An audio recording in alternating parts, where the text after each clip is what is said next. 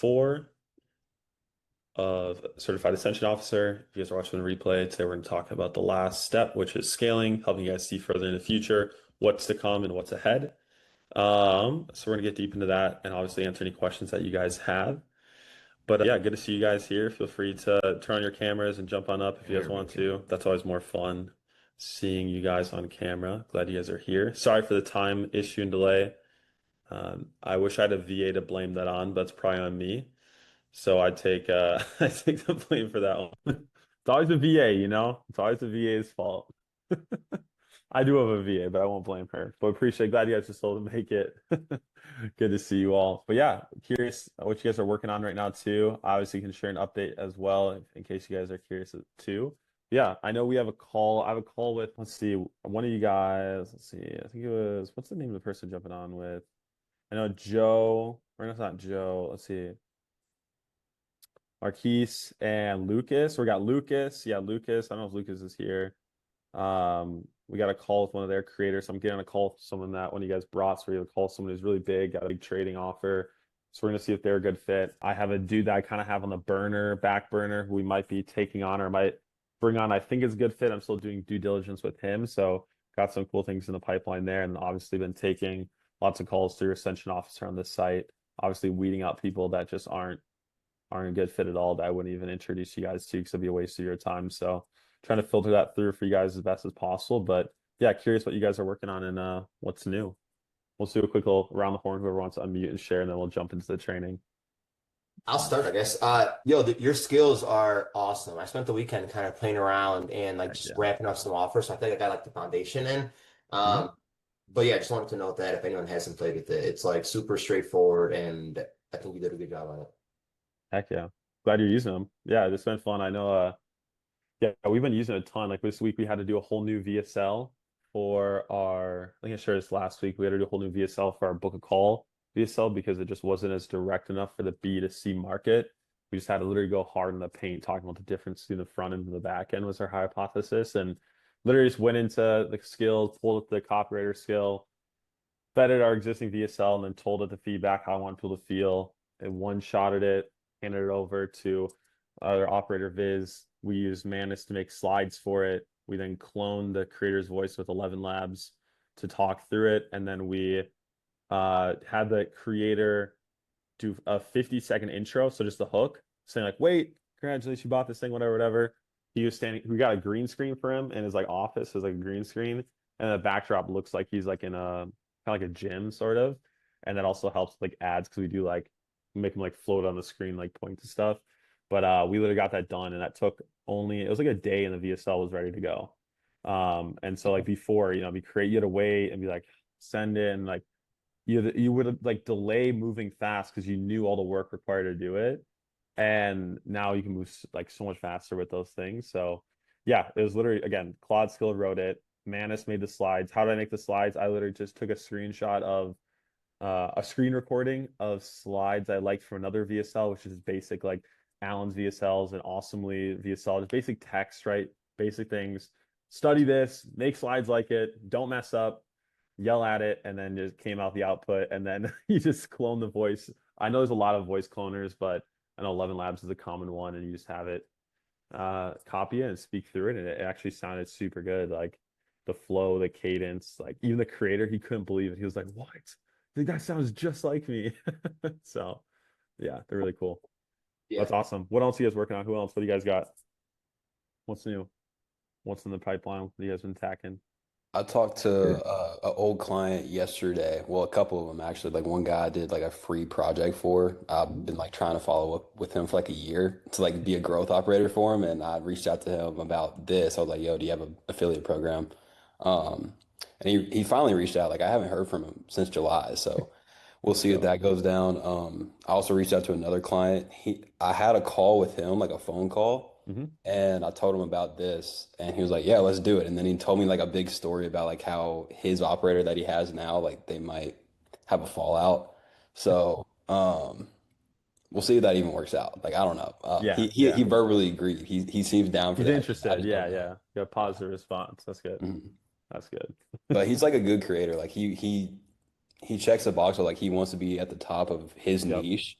So he is like dialed in on that. Like he wants to only fulfill like on what he like on his expertise. He doesn't want any hand in the Yeah, marketing side. Like he wants somebody in that part. So he checks the box there. that's great. Yeah, especially if he's already used to having an operator in place. Like I would press him if you guys do move forward. I'd be curious why. Like, what was the issue with the other guy? Just you can see like, was it actually the Yeah. operator issue, or was it just the dude just has crazy expectations or something? But He yeah, told me. okay. Well, that's good. At least you know. Dang, well, sweet dude. He was updated on that. Zach, no, you're muted. What's new? What are you cooking on? Yeah, man. Webinar? You did a webinar recently, right? I saw We your did. story. We did like 40, 43 grand, which Let's is awesome. go. And you do Yeah. okay. You're doing low ticket and to webinar on the back end as well.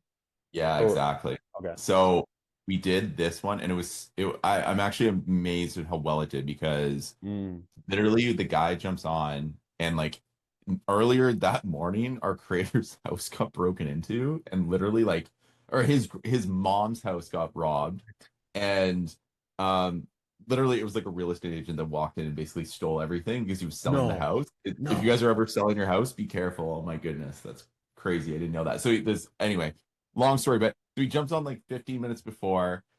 We had a little bit of time to prep, but we never even rehearsed the offer. So he's like, that was like he screwed a few things up, but overall it went pretty well.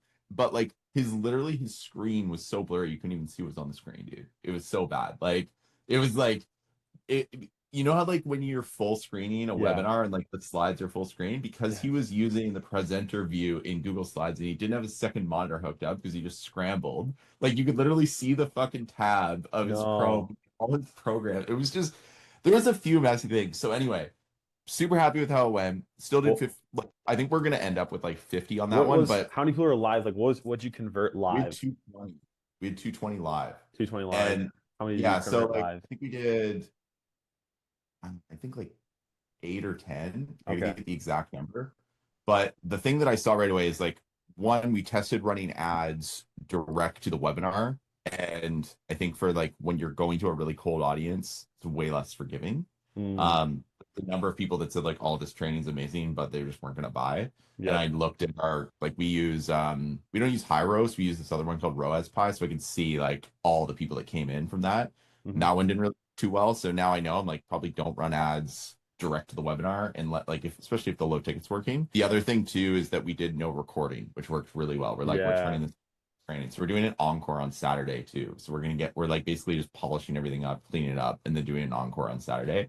I think we could Nice. do like I want to do like 60, 80 this month. That would Nice. be sweet. That's Yeah. great. Are you only doing one webinar a month then? And you're just is that I think as or soon as we have weekly? this, we'll probably just do it every 2 weeks. Yeah. Do it.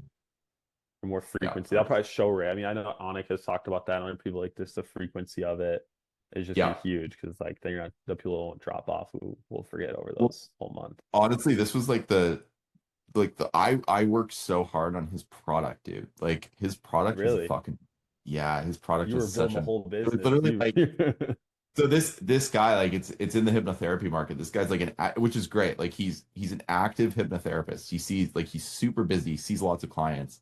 And so when he first launched this, we just thought you take care of products, like we'll do the marketing. yeah. But then product was literally like it was yeah, there's a live cohort, but dude, the bonuses were so messy, man. It was like this fucking folder of just like all these random ass resources, like nothing was organized. It was like a complete mess. So I basically was going back and forth with Claude to build like a custom AI platform so people could like do a lot of the work for them. Yeah. And then literally I created like out of all the bonuses, like like a dashboard that people can go to for like, oh, if you need a hypnosis script, you can go here. Like literally. So I like basically mapped out the fucking Built the whole product. business. And I'm like, that's fine, whatever. Yeah, Like yeah. it's all good. But now that that's dialed in, I'm like, I finally feel like we can really start scaling this thing because the front end is like profitable. Like we're already at 4 grand just on the Yeah. front end this month. But you know, and getting buyers. But now I'm like, okay, if the back end starts really getting dialed in, and I want to test a longer payment plan and a few things like that, then we can really start scaling this thing. And then the next thing is just getting the LTV from like because the ticket price Yeah. is 3 grand.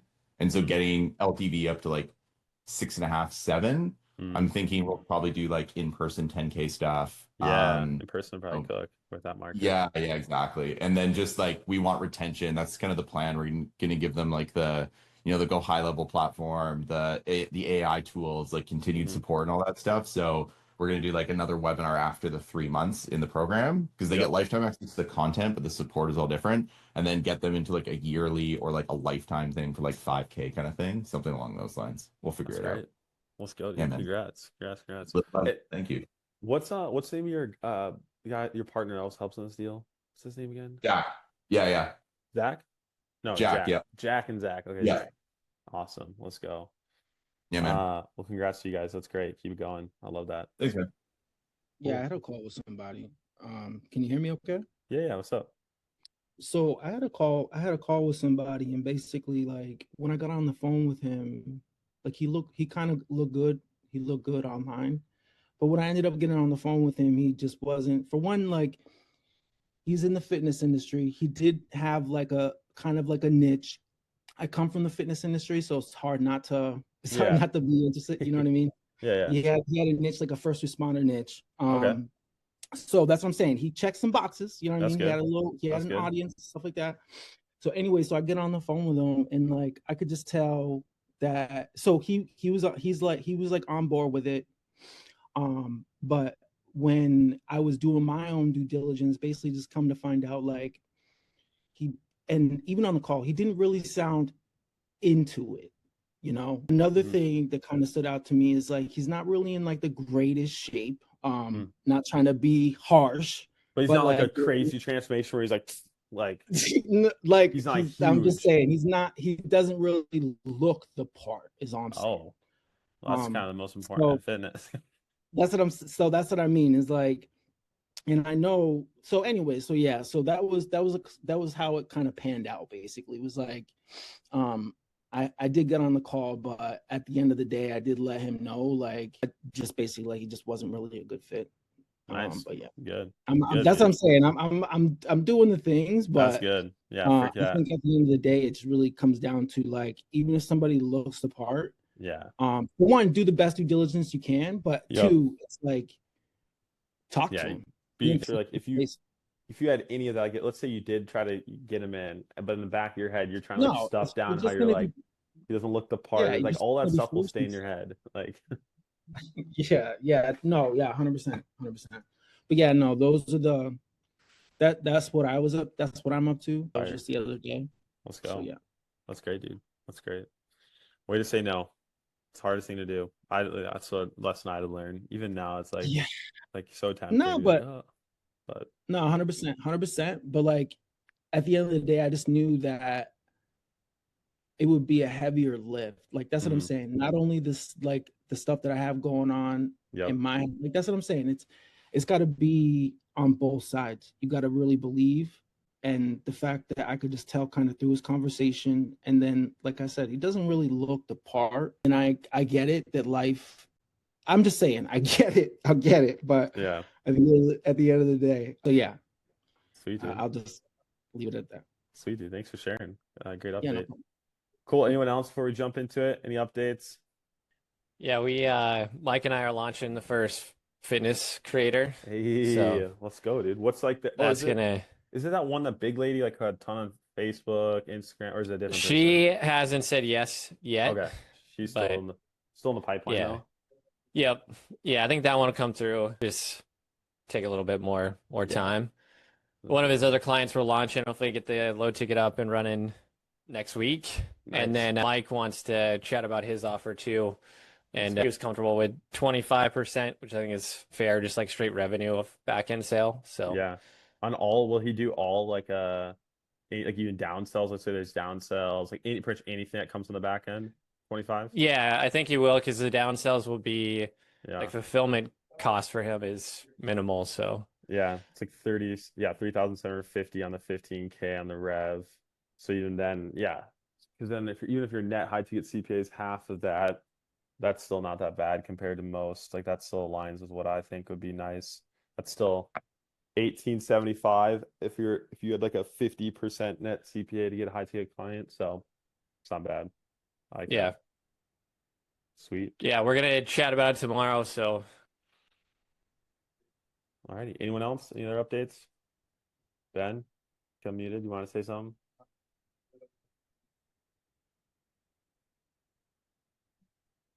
Alrighty. I'll take that as a no. Sweet. We'll get into it, guys. We'll see how long we go today. I'll try not to go super. We'll see how long I go. I know someone asked, like, how long are the calls? I'm like, oh, it depends. Depends on what you have to say. But if you have questions, feel free to hit me. I want to kind of go into like nitty gritty as well.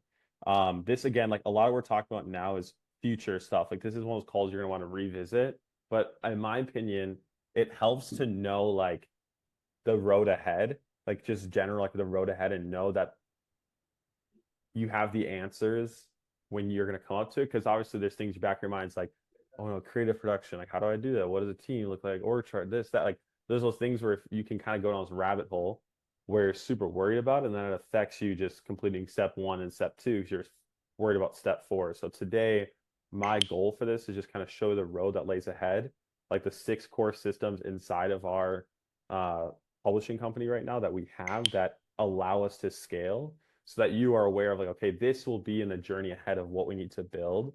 And then obviously when you get there, I'll always be here to walk you through that and or just show you examples, which today I'll be showing you examples of what that looks like live, kind of behind the scenes. So you just have that general idea. So really take and be the focus like, hey, let me just understand this. It's not too much like application here today.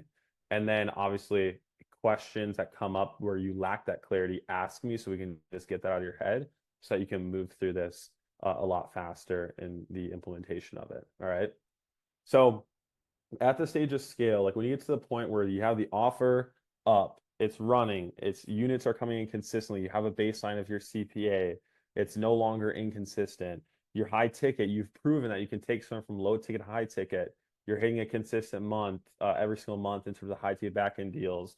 You're beating it maybe, and you're kind of going up and up and up, and things are starting to ramp up.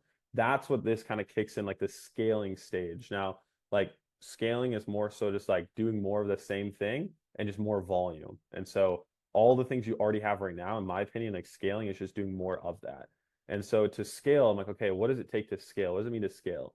Well, normally it's always like more automations, uh, more people, or just more systems and like standard procedures to follow, more of just like an assembly line. And so in our journey, like with all of our deals, it wasn't like we preset all of these up like from the get-go. Like I think there's always this like desire in business where it's like you want to be able to like start and then there's just like a one-click system or a standard operating procedure for everything. It's just good to go. And like there are areas in the business where that can happen 100%. Like a funnel template for sure. Like you have a funnel template, you go and you fill in the blanks, it's good to go. You have standard procedure. Like some of those more mechanic things you can just plug and play and go. But I think the biggest lesson I had to learn is like sometimes you have to go through it manually, prove it out manually, and then look at the bottleneck and then come up with your own creative process to really remove it and automate it. And so what I'm going to share here today came like as we went along. And even now we're continuously like updating and making it better. For example, like our customer support, once you're getting 60, 70, 100 units a day for a low ticket with people who are 40 plus years old in B2C, like customer support is it's wild. Like how many people, like how not, it sounds bad, but like how not dumb, but like how people just don't know how to log into stuff. Like that's just crazy. Like you're like you do everything. You send a text, you send them a call, you send them an email. It's like you literally like just click the school link and join. Like how hard is it to freaking click the link and join? And they just don't get it. And so we have to, then figure out how to, the customer support there and our VA, how do we train them, creating canned responses and SOP for that. The other things came out of nowhere where the upsell, it's like with the older market, like the upsell wasn't clear to them, or they click the button and they'd be like, oh, like I want a refund, like I didn't want to add this, or you scam or you charged us, and we have to like, how do we reply to that? And so when we added in like a workflow where if they ask for the refund, we then offer them a 50% off discount to try to recover some of the revenue and try to get them there, right? So it's like that stuff I didn't know was going to happen until I got there. And so I like to operate from the standpoint of like, let's just speed run, let's go as far as I can see. And then once we get there, then I'll know like what the new bottleneck is and then we'll fix it and we'll solve for it. Now, I think that there's a lot of you guys here where maybe you are more proactive than me. And I envy that to an extent for sure. I think that's a great skill in a lot of areas. I think there's a lot of things I could do better at, like slowing down and planning. But I also think when it comes to marketing, it can also be a huge disadvantage. Like there's it for both of us, right? Me, I wish I was more proactive and planned more. But then obviously if you're more proactive, then you may not take action. You overthink and kind of don't go after it. So it's like, where's the balance? Well, I don't know. You kind of have to figure it out for yourself. But a lot of this is going to be like you build it as you go, custom to your team, your business, and how you set it up. But I'll walk you guys through my systems, how it works, and give you some examples that you guys can apply this for yourself. Alrighty, so there's 6 core systems, technically 7, but the first one, which I just call System 0, which is really basic. So we'll go through that, and then I'm going to talk about tech stack, and then obviously our communication stack, all the backend stuff, and any questions that come up with operations, finances, tracking, whatever. Like, make sure to hit me with that here today. If I miss anything, just ask me, and I'll hit on that. So I'd say the first and most important system that we had was just our asset collector. What we found is like nothing is more slows down the project more than when you're chasing for stuff back and forth.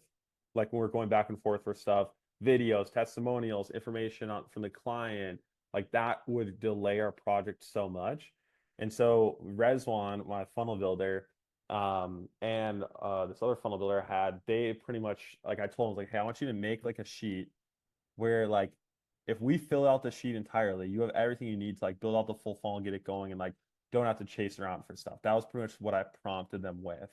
And we came up with this janky sheet, which obviously you can make more pretty. I'm sure with AI now you can make it a lot better, but we still use this today. Like this is the sheet that we use. And so I have inside of I think inside of Offer Publisher, we had shared this for you guys are in Offer Publisher. You've already seen this before, so it's nothing new to you guys.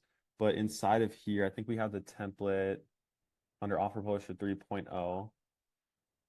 Yeah, asset collector right here. So we have it already in there. So you guys can grab it, and then also like how to set it up. So like all the videos are there, so you can find that. But again, I have like a live example of like what it looks like completely filled out for one of our partners that we've worked with in the past. So we just collect like all their existing links, all their information. We map out the offer, right? The Let's Get offer, so everyone on the team is on the same page for what's included in the offer, for messaging, for the copy. This is also nice because you could feed it into, your AI if you wanted to. Just everything's kind of put into here so that you can kind of track it and come back to it. So the whole team, like we know and we have access to this and can find everything. Now for me, I go like a step further. So like in our current deal right now, I have this doc, which I call it my master key. And it's pretty much just like the links to everything. So I have like our master KPI tracker, our sales tracker. This is the the allowable CPA tracker, just like KPI planner. I have like before I used to do everything inside of Sheets in terms of like payouts. Now I have a AI tool which does that. I just built out Manus. Just took that, put in Manus. I'll show you guys how to do that. Plus, you guys already freaking have it actually inside of here. I have the skill, a Manus skill, which will build you that. It's right here. So it'll build you the whole thing. If you download this skill in Manus, you can do it. But I have this sheet where I'll kind of come in here and I have like my memos, tracking, so I know everything is. My asset tracker, right? This is where I can find all this stuff like I just showed you. Messaging, just all my docs, like having one place is great because I'm not chasing stuff down and I can kind of find it all. So I kind of just dump it in here, very disorganized. But for me, it's nice. And all I really care about are like these 2 sheets at the start. And then obviously now I have like I built everything out in Manus, so I could just track and see everything. Do you know that you can change your sales, own ice maker in 5 minutes? Let me show you how. All right. And I don't have to chase those sheets down, but at the early stages, like you can always just use the sheets to get started. And this is what I mean, like you kind of build it as you go. Like I didn't start off with this nice dashboard to go. I started off with like the basic sheets and expanded upon it. So the first most important system, which you honestly could start setting up now if you have a deal, is going to be your asset collector and just a place to store and keep everything, whether it's Google Drive, a sheet. Just have a place where it's all in one area, especially if you're hiring people or bringing people on. It's going to help you so much down the line because they just go to one spot and just have everything. Does that make sense? Again, pretty boring basic stuff. You have an agency or doing client work, you'd have something like this. So nothing super crazy. System number 1, this is like, if you guys plan, like who here would say like your plan is to like operate in the trenches, but ideally move into more of like being less the operator and more of like a CMO, CEO of a company? Like, would you guys say like you guys are more the leadership type of role than operating? Any of you guys? Either way, yeah, like if that's you, like knowing your numbers and tracking your numbers. I know people say it all the time. You hear it, you read it in the books. I heard it forever. And I was like, okay, yeah, sure. But now at this stage where I have a true team under me, a sales org, marketing team, the back end team, like this is huge. Like it literally, like I always say, like at a certain point, after you start reviewing the numbers and know the numbers enough, they like start speaking to you. It sounds dumb. I'm not trying to be woo-woo, but it's like just like if you were a really good media buyer, you run ads. Like Zach, you've run ads for a while too. Like you go into Ads Manager, you look at that freaking dashboard, and like it speaks to you. You know what it's telling you. You know what's going on in the Ads Manager. If you run enough ads, you see enough data, you know what this could mean, what that can mean. Like you just have the experience. And so for me, like when I go into our like marketing chat and I go look at like our 7-day window, looking at just these numbers here, I can see like what's going on, what's fricked up, the company, like it kind of speaks to me in terms of like, what do we need to change or what do we need to make better? And so you wouldn't know that unless you had these numbers. And then also like as you grow the business, if you aren't seeing numbers from the start onwards, you're not collecting that data internally and that intuition on what's going on in the company. And so things just get fricked up. And so what I did to start, right, before I had a nice Manus board, this is the foundation of it. All I had was this one sheet. And all it did is it would track month by month, right? One of these sheets equals a month down here. So you just duplicate it. And it tracked the important ad metrics. It tracked the funnel metrics up here. It tracked, yeah, these are still funnel metrics, AOV. It tracked the sales metrics, applications, calls booked, and then just revenue and stuff on the back end. Just big picture, the important numbers that you at least need to know these numbers. These are like the big numbers that you need to know. And so you guys have this sheet. Again, I'll just drop the doc too that I'm going over right now just so you guys have it. But this is like the first sheet that you want to start with and have as like the foundation, just making sure that you have all the data going into a sheet like this to start with. So that's what I started with. Let me send this here. All right. Josh, can I ask you a question on your dashboard? Because dude, I know myself. If I told my team to even do this, like I'm not gonna fuck. They're probably I'm gonna be lazy about it, right? So I love what you build on the Manus dashboard side. Are you just integrating that with, because this basically is the same thing, right? Yeah. Yeah. Okay. So do you have it integrated with, oh, you're just directly integrating with Stripe, but then how are you figuring out like your upsell take rate and all that? Are you integrating with funnels or go high level, or what are you doing? So we have that again right now. We have our master tracking sheet, which is pulling all of that data in. So I still have the sheet running. So how I had it set up is like with our team and the tech team, I had them like set up the zaps and fire all the information from like either it was from the ads or from go high level, from wherever it's coming from, Typeform, right? Because we use Typeform Calendar, so many different places. So it's just a mess of freaking automations on the back end, which we paid a VA to come in and build that out for us. I just told them, hey, we need all these things connected, and I want it all to fire into these specific columns so I know what's going on. So every day this is still getting updated, and this is what tracks order bump conversion rate, right? And it's looking at just like that's the math it's doing. So it's pulling all that data in, and then all I did is I just sent this sheet to Manus, and in the tabs here you can see I have notes for everything. I just went there and used Whisper, and I talked through what each column stands for. So then Manus trained and knows like this is what AOV is, this is whatever. So then when I go to our CRO tab, I can see it'll pull here and like show us our current like rate for everything, right? Landing page, and it's just pulling from the sheet. And then I taught it to like tell me like upward and downwards trend in like 7-day windows of like what's going on, like what's going well, what's not. And so it just came up with this. So then it just gives me the numbers in case I want to look into it. I think I'm gonna get my team to figure this out because and the Manus skill, like I pretty much just said, create it. You made this for me, now turn into a skill so anyone can do it too. So if they just start with that, then it should get it like pretty close to the same UI and setup. The only thing I just can't figure out is how are you like, I guess there would be some manual process, but I'm thinking, oh no, I guess not. Like you could probably, if you're, I don't know, are you using Go High Level or ClickFunnels? We're using Go High Level. So you can see like number of people that hit the page, and you can see all that details from here. Do you have to manually add that to the? It's automated right now. I got to see what our source of truth is because we also paid Fahir from NHB. He's our tracking guy, and he set some. Yeah, so like I'll hit him up and ask him on that too. But all of this, like we used to have, like what was manual for us, what we didn't have at first was like the applications and like knowing where this came from. So we had our VA would just go through and every day go manually input it. But it's gotten to the point now where everything's just fired in automatically to it. So I think a lot of this too, like, and with the landing page views, okay.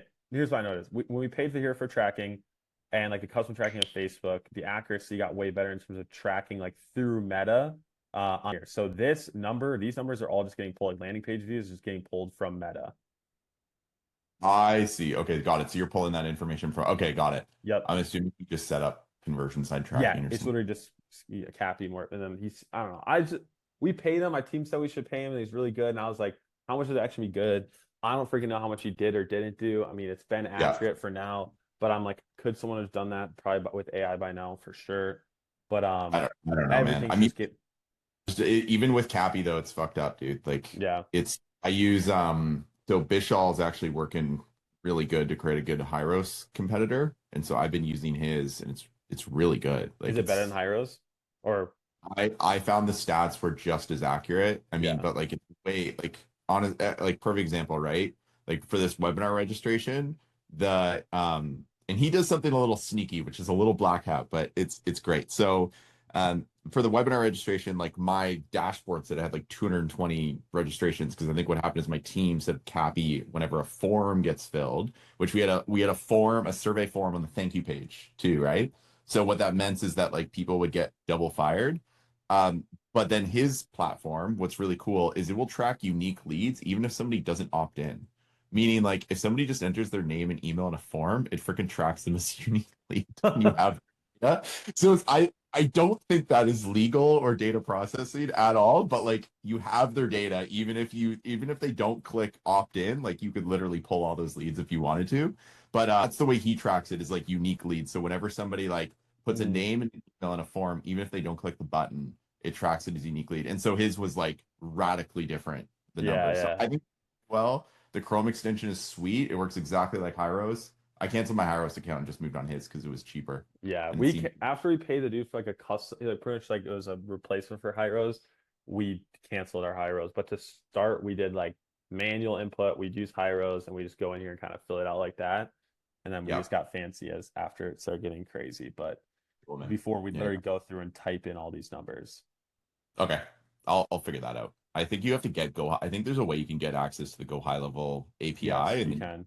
That's a little you bit have better. To make like a custom app too or something, get it approved or whatever. Yeah, exactly. Which I bet they'll approve everyone. So then that all goes into here, and then the other things are like the integrations, like obviously Stripe, PayPal is annoying to get connected, but now it's working fine. WAP was fine to connect. Obviously Meta, I just got this pull, so I know like which ad accounts to pull from in terms of how much we're spending. So I'm just looking for like the expense. Refunds, that's a big one that we added and I told it to add to. So this just runs automatically now. And then we started, these are new, like the CRO tab's new. I want to look at that. Sales tracker, testing log, basic, right? We have a testing log to just like keep track of what we're changing. And then obviously like the profit split tab too, like we go through and talk, like you can generate invoice right away, send it over. So I just pretty much try to say like, how can I have a one-stop shop? And then the next thing I'm doing is just trying to have my own like internal AI brain so I can just like talk to it.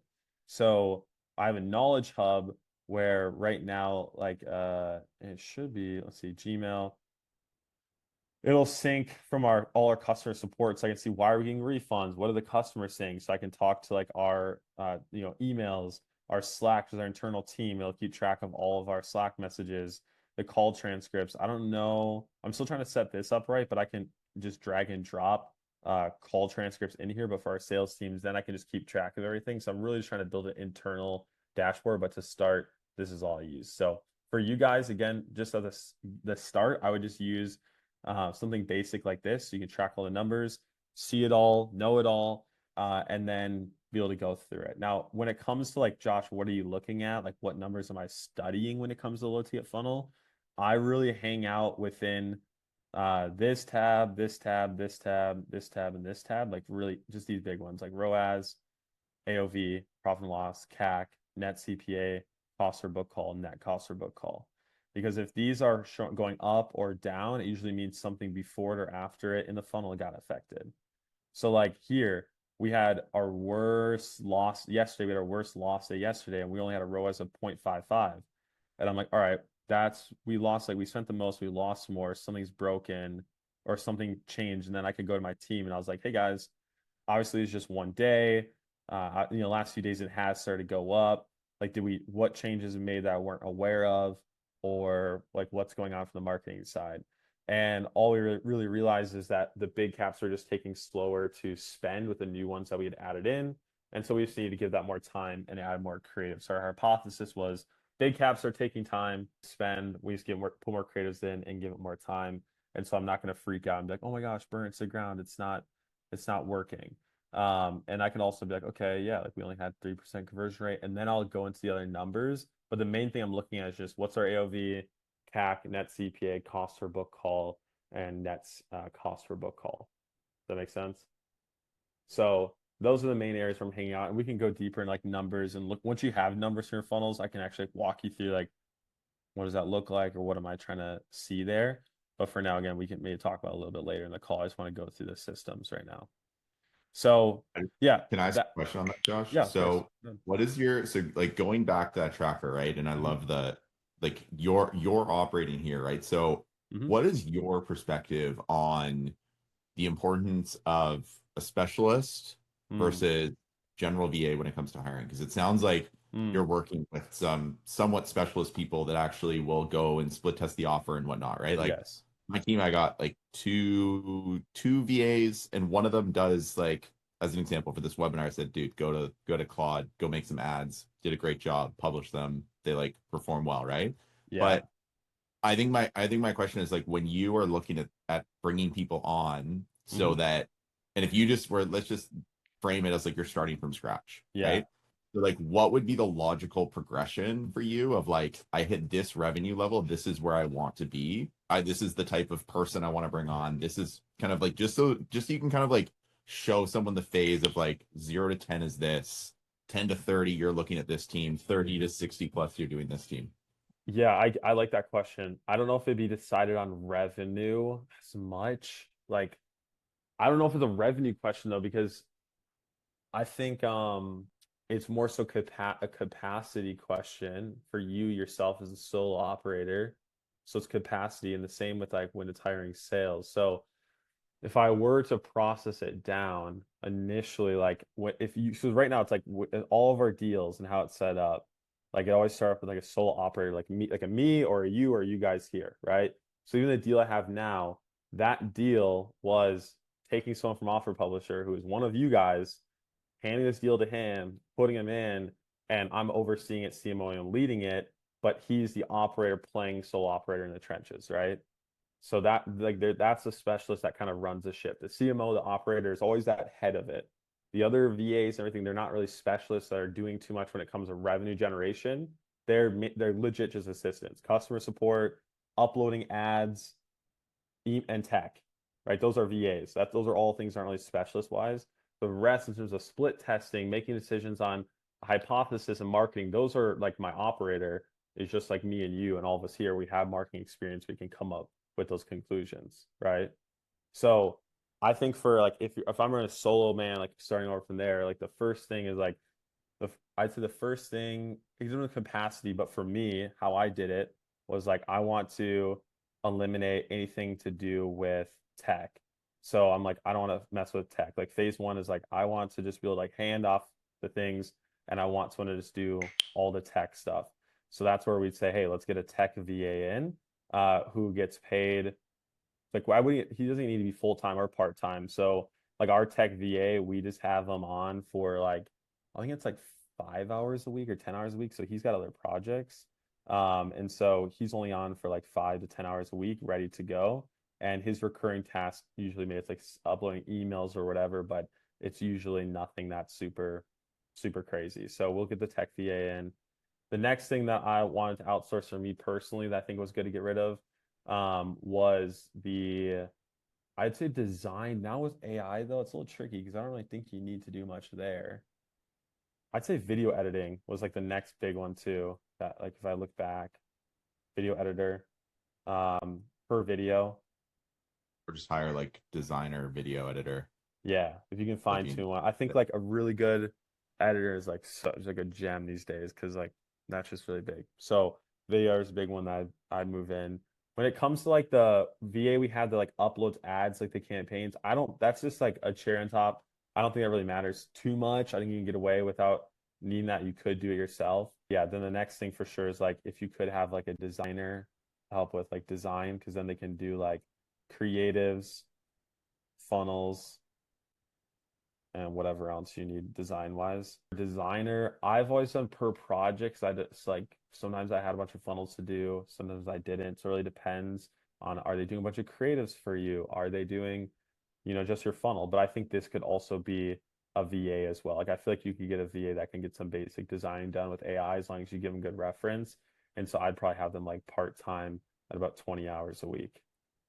Don't hire. The thing I've learned with VAs in the Philippines now is like don't hire go high level people because it's such a biz op now over there. Yes, And dude. so I Yes. always post like Yeah. web designer or like don't say like whenever I tried to hire someone that was like a go high level, I used to just put go high level and like 5 people would apply, and now I get like hundreds, man. And I'm like I just say like learn anything and you'll be good. Like if you it's Yeah. freaking plug and play, right? So Yeah. So this is the company I go through that does it oh for cool. me. So I paid a one-time placement fee, like 997, classic 997. And they place that person. And obviously they pay them like you can decide if you're doing part-time, which is 20 hours a week, or full-time, which would be 40 hours a week. And they treat their VA Oh, super nice. What you pay them includes like a Christmas party and health stuff and like whatever. So it's very ethical and everyone's treated super well. So I really enjoy proximity outsourcing. They've done a great they job.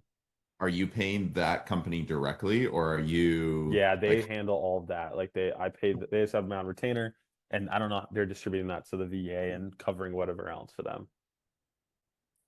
So yeah, cool? honestly, I don't think like when it comes, it's not really based on revenue. I think it's capacity. Like each stage, maybe like you get capped out, but for us, it's like product wise, we're not going to get capped in fulfillment.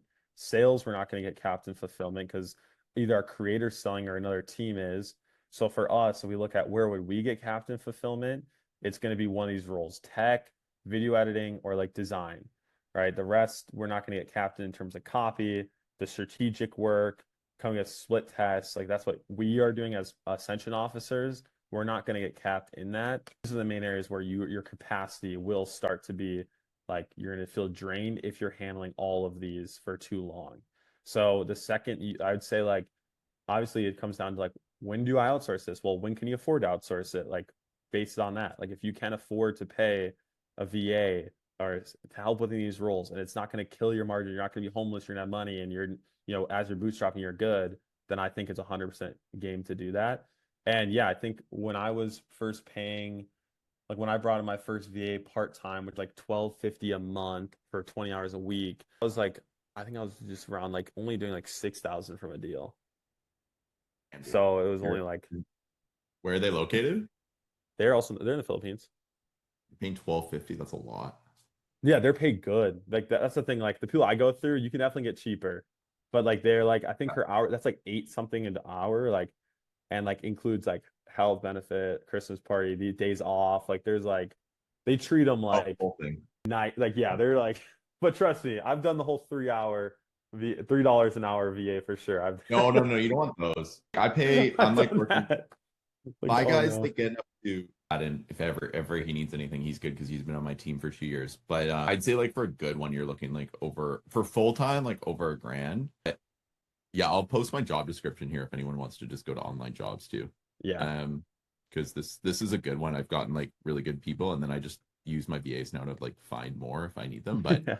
You just have I'm them curious. go higher and vet Yeah, them. I did that for my accountant, man. She's a freaking rock star. She like went through my books and made everything better. I was shocked. She's like, "Oh yeah, you did this like all wrong." So I manually spent like hours doing this and made it better. I'm like, "All right, sweet, thank you." That's I great. think that the question I have is on your like specialist. So Yes. because right now, yeah, like we're writing the emails, we're building the webinars, like Yes. we're doing all that shit, right? Yep. And so when you bring on a specialist like that, like an operator into the business, are you paying them on a percentage? Are you paying them on salary, or like what's your comp structure for them? Yeah, so for the specialists, it'd be their percentage because it's again they're with how I do it and how my model is set up for the last deal I did is similar how I have it here, where like if a deal comes to me and I don't have the capacity to take it on, then I'm going to hand it off to one of you guys, and then you guys would have the percentage. So they're all percentage in it. Now, when I was a sole operator and I was bringing in people like a funnel designer, and I was the only percentage person, and everyone else I would just pay one time.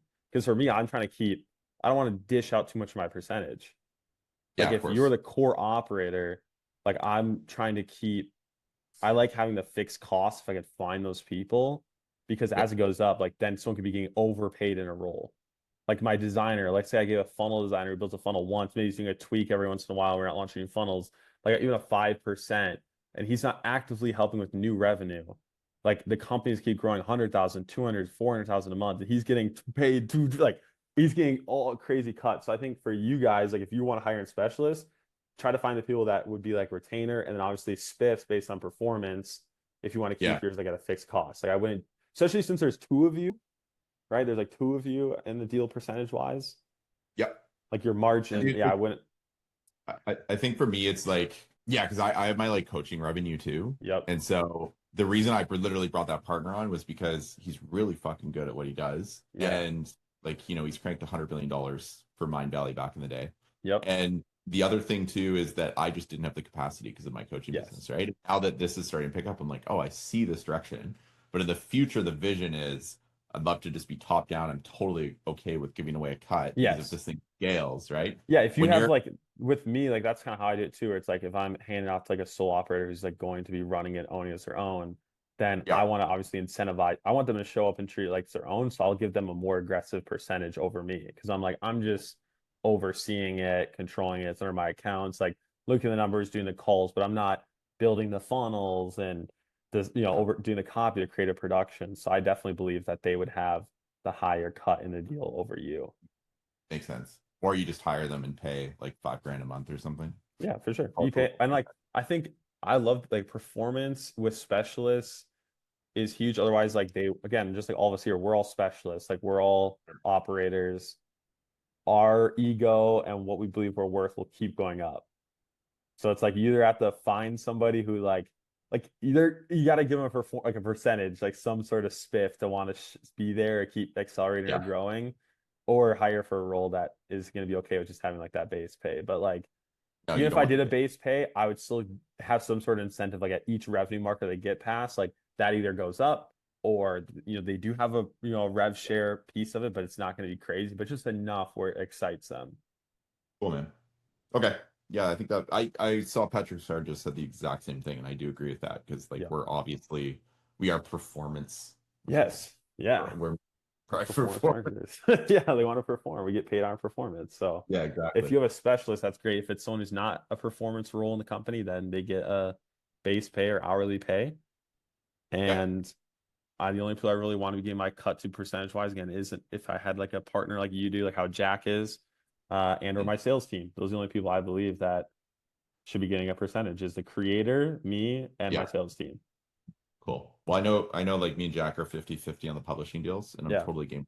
But yeah, that's great. And you guys are even. Like, and if you had one where like you're being less involved, then it's like then your person you get 30, they get 70, whatever, like is fair based on like because in their head, if they're doing everything, then they're gonna be like, I don't think so. Yeah, I mean everyone go read I Will Teach You to Be Rich and you can negotiate better. But what's that guy How to Get Rich by Felix Dennis? He's like, it's always my thing. He's like, never give a cutaway. He fired his entire team when they tried to like ask him for a cut of his business. You can also, you could definitely do that too. Joe's got the book. Yeah, there you go. It's a good one, but again, the early stages, like again, the goal really is like bootstrap. Don't give away too much of your cut. Obviously, you level up, especially if you're going with deep on one deal. Try to keep people on hourly or base pay so your expenses stay consistent. And then obviously, if you want to take on more deals or pass things off to other people, then that's where you could do something like you did where you go in 50-50 with somebody. Oh man. Okay, sounds good. Thank you. Sweet. Cool. So yeah, tracking numbers, there's that sheet. That's the biggest one. If you guys don't know how to set up Cappy, again, obviously it's not gonna be perfect. Try to your best to improve it, get set up. There's a skill inside of or Ascension Officer that will walk you through how to set that up. We started at the get-go, we did not get Hyros. I waited till it was month. Well, we'd already collected, like, once we'd done over 30,000 in cash in a month, then we went and got Hyros, the $400 a month plan. And then we had that going for 3 months. And then once they kept trying to raise our price because we started processing more, we just went and paid somebody $4,000 one time to build our own Hyros. And then we stopped paying monthly for Hyros. So again, as you go, you can just start to decide, hey, what do you want to be putting your money towards? And Hyros, I was like, we're paying $400, $500, $600 a month. It keeps going up. And I'm like, all right, let me just pay someone one time to give us a solution. So you'll get there when you get there. Second thing, and this is really big as you guys are starting to hire people and communicate with the team. The second system is just communication and the command center. So I took a screenshot of this so you guys can have it too. This is like what it looks like for our offer and what's inside of here. So I'll walk you through like the roles of each of these channels and why I do this and why it's important. So the first one is our leadership channel. This is for me, head sales manager, right? Or Zach, so the Done For You sales agency, our creator, and then my like partner, who again is kind of how Zach has his partner. I call him like he'd be like a junior CMO, but partner in the deal. That's where we all hang out. And then my executive assistant VA, because she's in all the channels, making sure I don't miss stuff. But that's a leadership channel. This is for big vision, big projects, just overall goals of the company, things that we don't need the individual people in sales and marketing VAs to know about. This is just where we have those bigger conversations that don't relate to them. The next channel we have is just with me, like my marketing team and the sales team. There's things that your creator does not need to know about that you need to keep separate. Like, do not bog them down with all the details, all the problems. Like, even if you are fixing stuff or things are broken, you're working on it, you don't need to, your creator doesn't need to do everything. Just keep them in fulfillment. Do not get them stressed out about all the problems, tech breaking, automations breaking, people not closing. Like, they are not your client. You do not need to report to them every single keep them in their lane, you stay in your lane. Does that make sense? I found like if you freaking try to involve everything in the loop, they get stressed out. They'll start doubting you for no reason because they might not be aware this is just business. It's just marketing. Things go wrong. Things get messed up. And then they're like, oh no, oh my gosh. And then they get freaked out. We're not going to make money instead of just letting you solve the problems and be in the trenches. So keep it separate. Have a place where like your marketing team can talk to your sales team. And so our communication here is like making sure, hey, how's lead quality coming through on the back end? Hey, we saw cancellation rate is going up. Is there something we need to change inside the funnel? Like whatever, like just any quick things. Hey, we're thinking about DQing people that have, under this amount of money. Like, can we add that? What are your thoughts? Like just anything that's sales and marketing related, that's in that channel. All right. Then I have another channel where it's just the marketing team. So just us. So this is where we talk all things marketing, me, my partner, on the offer, and then our like the email, the tech person's in there, the person who helps upload ads, everything on the marketing front and marketing side, that's all done inside of this channel. So I'll go in there and message them. Like today, I was like, yo, we're only at 0.55. What changed? Do we do anything? They reply back to me there. I'm not involving the sales team. I'm not involving my creator. So you can kind of see like we're just kind of dividing things up so you don't add responsibility or confusion to your team where it doesn't make sense. Then we have the sales team. This is where all the reps are. So in this up here, this is just the sales manager.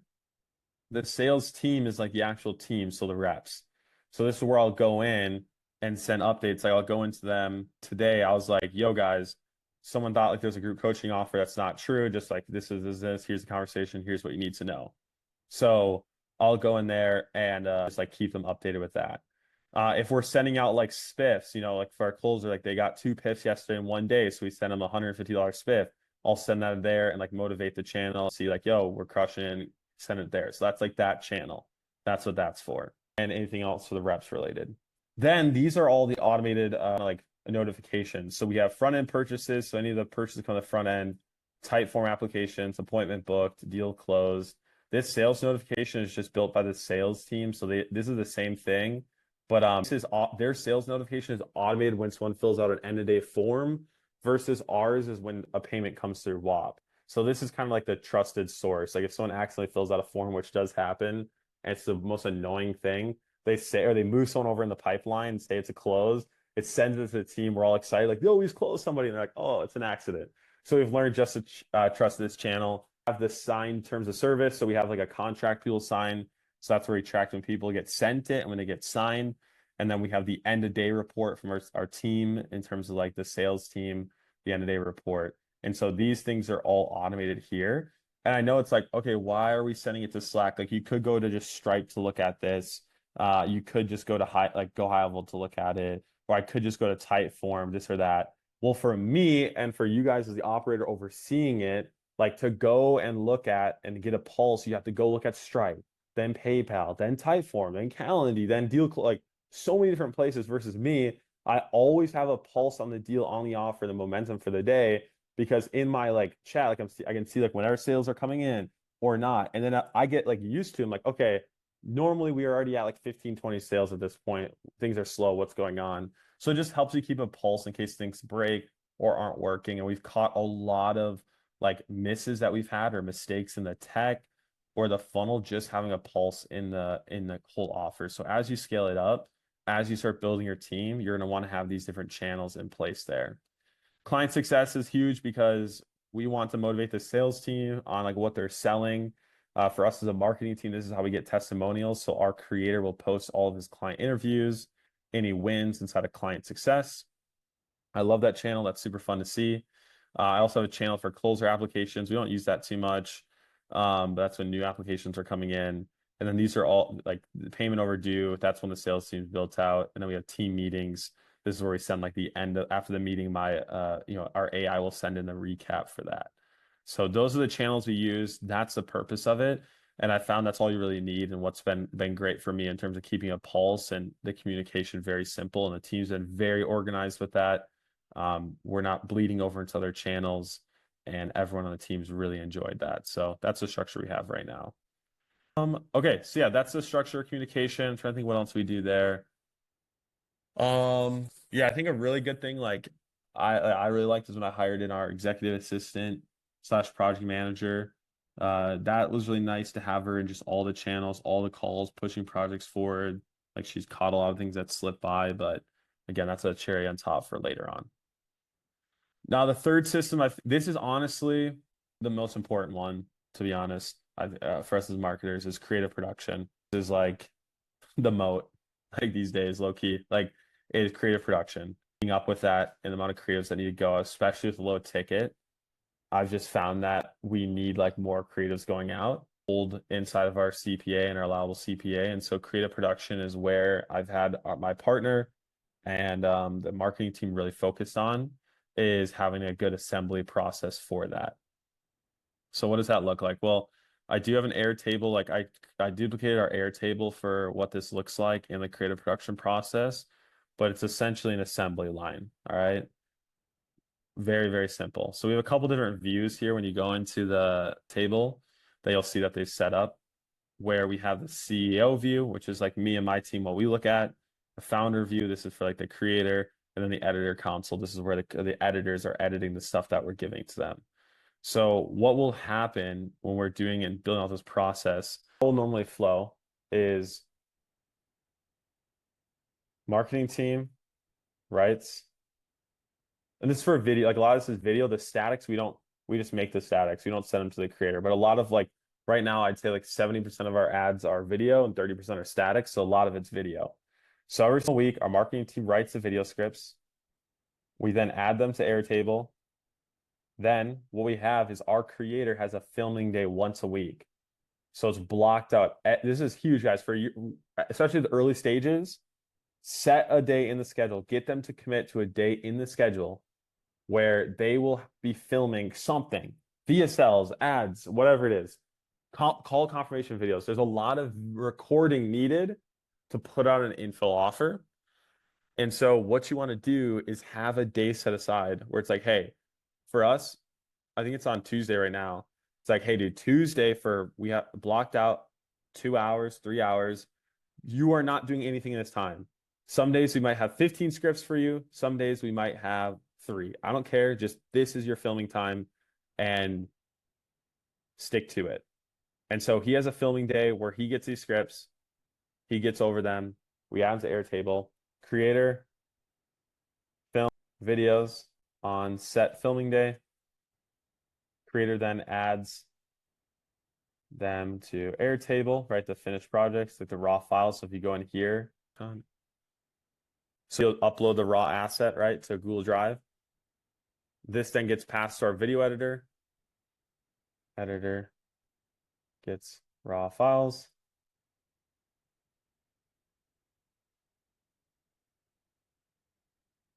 They edit and then submit it to us, to the marketing team.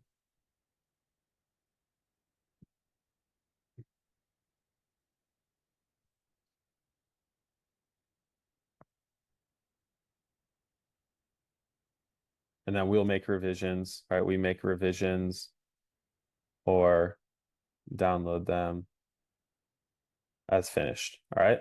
So that's pretty, again, basic flow. But as you go into here, you'll see it. You'll see the whole example. You guys already have the full examples, so you can kind of see what it looks like. Our scripts too, like we'll reject them. We're talking to the creator. Sometimes it doesn't align with what they like, so we have them rejected. But we track everything in here, so you guys can make your own version of this too.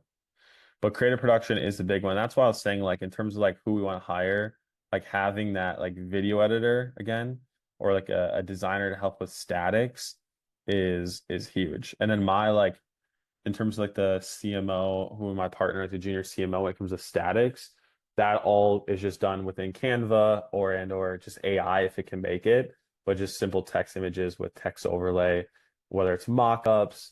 You know, a lot of what we've seen and is working is literally just like basic statics talking about, oh, 80% off or this percent off, or, you know, with a text overlay, and we're just changing out the text overlay. So we don't have anyone on the team who's dedicated and hired to that, because it literally takes like 30 minutes to an hour for our guy to whip up 50 plus unique creative static wise that we can then deploy into the campaign. So the real moat and like where you need manpower is anything to do with video. Does that make sense? So just be aware of that. That's like the next thing that really takes a while. So you want to try Jolerway's software for creative production? No, I have not tried that yet. I'd like to do, there's a YouTube video. Mark Builds Brands did a good video on how to use Gemini for the statics. And he builds, there's so many different variations to it. Mark Builds Brands, though, he's got a great YouTube video on this. I think if you DM his setter a certain word doc for it, yeah, this one right here. I'll drop this in the chat in the document for you guys. But he talks about his process, which again is so simple. You feed it examples and you feed your offer and it gives you an output. Like that's most of what AI looks like these days. Another dude who has been one thing we've done for like cloning that we've learned a lot of our, see what's his name? There's like these affiliates on like 0x ROAS. This guy, I don't know who the frick it is. He had a membership for like 141 a month. I think it was, or is it this one? And he just talks about similar things using Gemini, feeding examples, doing outputs, but he did a lot with like cloning and UGC. And so he went through this and again, 148 a month, learned it. And now we just do it for ourselves and expand it on top of it. But that's a great resource to learning like AI stuff in terms of creative. So check those people out. I don't have an affiliate link, but tell them I sent you. So yeah, that's our creative production process review. Again, go through the Airtable. You'll see it a lot better. Also have our job description for video editor, kind of our roles we look for direct response. Still editors are cracked. People from Brazil. If you can find, if you like, I think the best creative person to hire is like going to like affiliate groups or like affiliate marketing groups or on X. Get those like those dirty little affiliates who all they do is creative production. Like that's their whole business. They're literally in the business of coming up with unique creatives, like hundreds a day. And so I like try to get into like Telegram groups where I can find them. That's why I joined like those Faceless Guys affiliate stuff. And I asked Jordan, our one affiliate friend, who's a top ClickBank affiliate, who we can bring in here to talk on ads when you guys get to that point. But just asking him, I usually just go around and just ask people like, yo, we're hiring a video editor or post on X, and I have my job description. And then inside here, you'll see like kind of the process we take them through. So those are the best people to hire in terms of editing. They're just cracked. Dan, do you have a question? Sorry, I'm muted. I wasn't sure. Cool. Question or just on the creative production side of it, or should we keep going through and we can go back to questions? Either way, you guys can stop me or cut me off. Zach, anything that comes to mind? Program called look up him on X. It's like 0x ROAS. I This have a guy. question on hiring while we're on the topic. Yeah, for sure. What criteria are like when do you know when to keep someone or cut them? When they're not hitting out KPIs you set for them. Like every single role, they have either an output. So if it's like creatives, like we had a video editor, we said we need one video, a one like unique edit every single day from the assets we're feeding you. And he missed that like 3 days in a row. And we had another editor who was hitting that every single day. So we said, hey, you missed your KPIs, you're done for, you're fired. Whether it's if it's when it comes like a project manager, a customer support, if emails are going unopened for a long period of time or they're not getting back to people, it's very clear to see. If it's a performance marketer where you're paying like, a funnel, like someone who's like actively in the team. And I've had partners where like they're supposed to be the specialists. And I tell them like, all right, our goal right now is I want to be spending $2,500 a day. I want to be over 50 units a day because this is the math we need to hit this goal. This is our goal. And if we haven't gotten to that point after, the time that I give them or my head, if it's 2 months, 3 months, whatever, then I will go do my due diligence, see if it was something out of their control. Or if it's like, even if it was out of their control, they didn't find the solution to get there. And so that's when I'm like, hey, like I need to find someone else who can. So I've had happen. I remember I went to like at one point, one of our deals that was happening where it was like things are taking so long, so many excuses, afraid to spend more, afraid to keep it growing, whatever it was. Like it was like so many roadblocks. I'm like, other people are doing this. So there's obviously a solution out there to get where I want this to be. And I'm telling you guys what to do.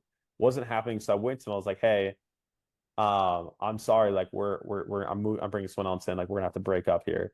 And then they're like, just give me 2 more weeks. Like, I was like, no, I'm bringing someone else in. I told them who I'm bringing in. It was funny because I had that person ready to go, but then the person the person I wanted to bring in had a baby. So I was like, all right, either way, I'm gonna be out somebody for 2 weeks. So then I was like, all right, 2 weeks to bring this person. They said they were gonna turn things around. The team, they actually did. They turned things around. It was fine, so they didn't get fired. But I just like going to it's performance. It's on performance. So it's like how do you set the expectations when you hire them? Because I'm going through that right now. We were on the same page and like I feel like shit's not getting completed in time. So you lay out like, hey, by week 2, by week 4, this is what I expect. Yeah. Just tell what you want. And like you look at some of the best founders, best CEOs, usually like they're push their team past like what seems fair and nice. And like it helps your team. So like when we first launched like this offer on right now, my partner was like, yeah, I asked him like, how long do you think till this gets done? And he's like, probably get the funnel live, ready to take payments in 30 days. And I was like, bro, AI exists, do it in 2 weeks. And he's like, all right, fine. And it was done in a week. So it's like, bro, sometimes you got to push them and like so if your guy's taking forever delaying you and AI exists, time and delays is like, that should never be an excuse. If someone's getting delayed, they're probably working on other projects. They're not caring. They're slacking off. Like if it's in their control, they're not waiting on anything and AI exists, which it does. They're 100% making excuses or you haven't set timelines for them. And I would fire them. Like our editor is like, we give you very clear, we need a video a day. You didn't do it. And we just fired them. Yeah, guys, I don't know how old everyone is here. I'm 34. I feel like I've been like the nice guy in business like most of my life, but I feel like I have to turn into like that asshole. And that's the only way things really get done. So just keep that in mind. Like the buddy shit really doesn't work that often. I don't think it's being an asshole, man. I think it's you're taking the job away from someone who really wants it. And so also then you're impacting less people, you're helping less people. Like it's not actually you're an asshole. It's literally like the way I see it is that like I think with Filipino VAs, especially the way I've done it is like I hire really quick. I normally do like a 2-week or a 1-week test. Mm-hmm. And then I say, okay, like, is this person staying or going? And if I think like what Josh said is great.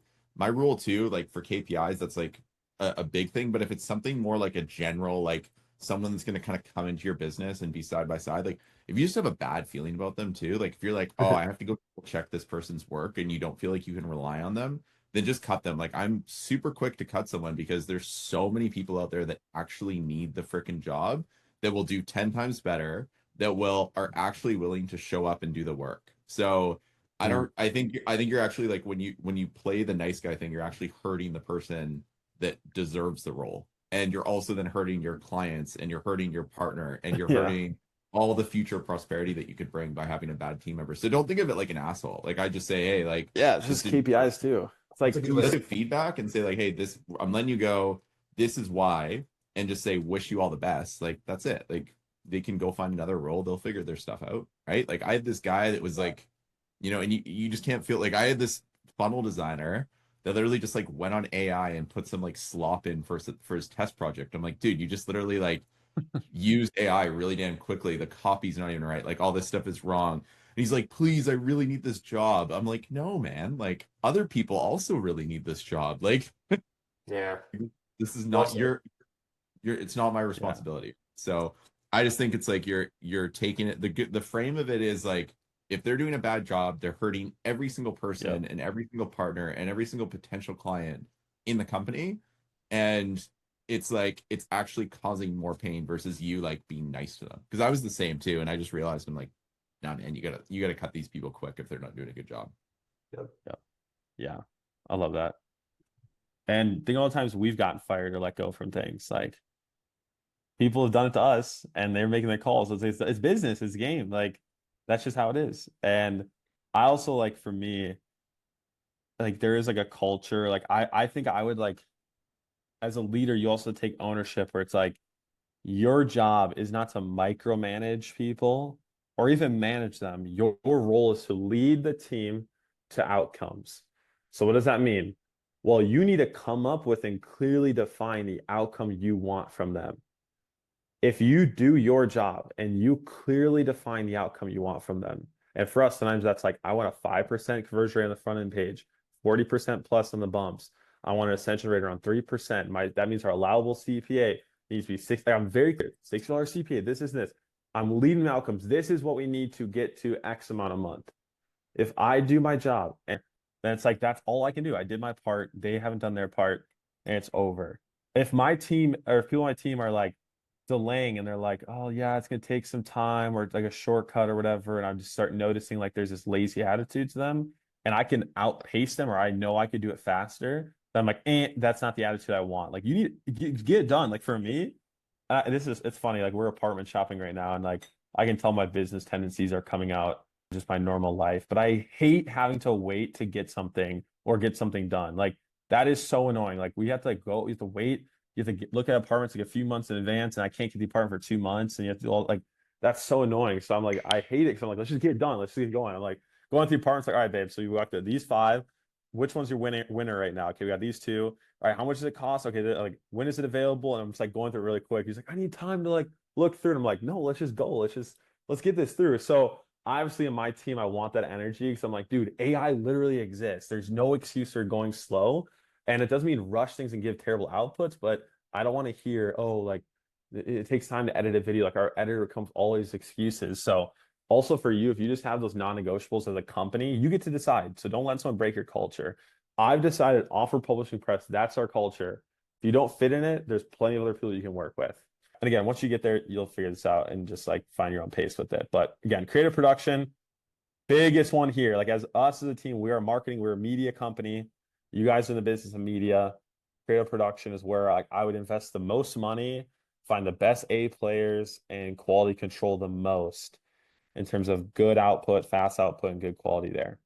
That makes sense. Any questions on creative production specifically?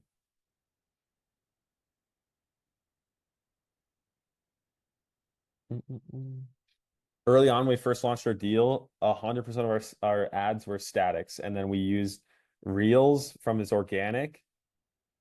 We stitched in a CTA where it's like, hey, if you want more information on how to get out of back pain, click the link down below. And it was just as organic Reels, and we ran those as ads.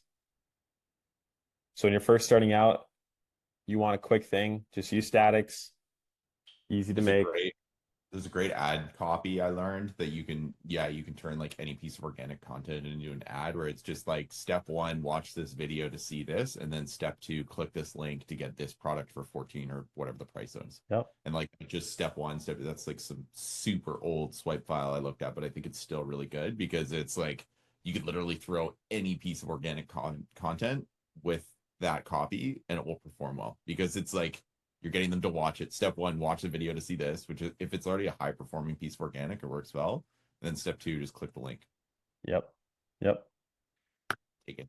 And Fire. So yeah, that's the easy way to get started with your creative production for your deals. Next system, again, like I said, customers, or sorry, we're skipping ahead, sales. Now, when your creator's calendar hits around 80% capacity consistently, like month over month, week over week, that's when it's a time to bring in a sales team or start building out or get a second rep in. There's the argument, like when you do bring in reps, if you are doing it internally, you always want to bring in two, never just one. So always do that. Now at the early stages, if your creator's closing, you're just validating things. We got away with just having them closing, and then we brought in the sales team. And the 80% number, that's just like from Zach Rawson with their team. That's what they look at is like when a closer's at 80% capacity, they'll bring in more people to kind of start taking on more flow, and then that allows them to split test to see who's good. So with our creator, we had a very unique situation. You guys might have this too, where like he was fulfilling, closing, creating content. He was a very organized time blocked person, which is great. But like we really had to fight for him to open up more slots in the calendar. And we convinced him to go from only doing low ticket recurring to high ticket, which was not an easy feat. You obviously are working with people who are already bought in high tickets, so you're not going to be dumb like me on your first deals. But we literally had to convince somebody to go from selling like $400 a month to 4,000 up front, then 5,000. And like took a lot of change work and like me just selling this dude and why he should do it and coaching him, which was like, don't do that. Don't waste, like, you're working with someone who's high ticket, won't be an issue. But maybe you have a unique situation, but normally what it looks like for these deals is you're finding someone who has a solo situation. They're taking all the calls, and then you're replacing them. A lot of your deals you come in, they might already have a sales org. They might already have multiple closers. Like I know with Mike and Daniel with that deal that you guys are doing, like he already has him and like two other closers on. So it's like they already have that going, which is great. So you have really two options here. Number one is you can build an internal sales team if you have that skill set. I don't have that skill set. I've tried to do it many times. It's worked well a few times, but never good enough. And so I don't like doing this. But I know a couple of you guys, you have high ticket sales experience, or you used to be a closer or setter, and you're actually probably better at the sales than the marketing. Then that's fine. I know a lot of operators do that well. The other option B is bringing a done for you sales agency to build it all. And I recommend this if you don't have the skill, but just know that when it comes to sales agencies, they will want to see, I would say, like I tell people, around like 3 months of data to know that the offer one can sell and is good. And pretty much what you want to go to them with is, hey, we're completely capped out. We can't spend more because our creator can't take any more calls. We need a sales agency. Please come in. Because that signals to them like, okay, they want to spend more money. They can spend more money. This offer is working. They just need more people on the phones. That's like a huge green flag to a sales agency. So that's like my secret sauce. So when I need to get Zach or anybody on, yo, bro, we're completely booked out. Show proof. I can't spend any more money. I want to go spend more money. I sometimes jokingly say, like, I'll literally like buy a house, take a HELOC out on it or something, and freaking spend more ads if I get more closers. I just need more reps. And I'll just be like, I'll come with that urgency, and that gets their attention. They're like, yo, like, what is this offer? And so you kind of have to sell the sales agencies to want to work with you because they are like us. They're doing due diligence on their deals because they're performance only. So you have to sell them on why they should jump on your offer. And I hope you guys are bought in your offers and sell them on and can, because it's like, it's your offer, you're running it. So that's what I found really helps me is I'll go to them like, yo. And obviously Zach, since he's my homie, and obviously you guys might already be connected to him too, he'll always evaluate and be open to look at deals. Like he's very nice in doing that, but obviously he's very strict. And he literally will only take on deals that he's going to be all in for. And working with him, I see it. Like he is always in 100%, reviewing calls. His team's amazing. He's like literally the best done for you sales agency I've ever worked with. And so I will recommend him. There are more. And I'm not saying there aren't good ones out there. I'm just biased because Zach's done a really good job. So feel free to hit him up first, but don't be afraid to hit up Rob Quinn, Josh Troy. There's a million more if you go to any sales group that have done for you sales agencies, but make sure they actually have reps in your market, ideally. So that's the next system is really like, hey, build it internally or outsource it. I just say outsource it. Or Or for some of your deals, they already have sales in place. You won't have to deal with that. They already have a sales team in place. I was talking to I told you guys about Patrick. Let's see. I guess in that call you guys see, but he with his model, like he only works with people that already have the existing sales team, so that's never an issue to him. And he just does the front end marketing for all of these. So all these experts already have a sales team or a webinar in place. So that's his constraint. And then another thing you can do, which we talked about this on I think it was last week we were talking about this, Zach, but also the concept of like, why not just go right to a webinar like what you're doing and cut the sales all together? Again, I think that is a very viable route. Zach's proven it. Patrick's proven it. I've done that when I was doing the interior design offer. We just started with a catalog, so a lot of mid-ticket, not really webinar. And obviously, like either way works. Just the economics change and the constraints change, but they both work. Like anything can really work.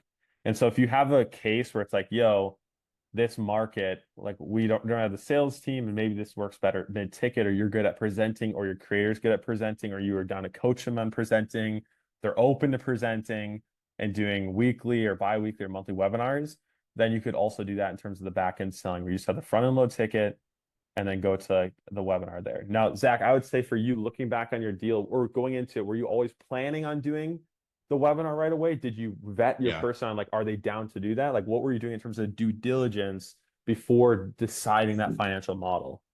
Dude, so we kind of run the same play every time. So what we're doing for the second one is exactly what we did for the first. So we actually did sales calls the first round because I heard Jason Fladlin just lay out this beautiful playbook when he was talking to Ryan Clogg. And I'm like, okay, I'm just gonna run this. So we actually did the first round as a 10K offer for 5 people where this guy was going to work one-on-one. These were going to be our case study people. And so we did that through a document to an application. He got on the phone and closed them and screened out the bad ones. So then we could say, hey, we charged 10K. Look, we charged 10K. This thing's now 3.5, right?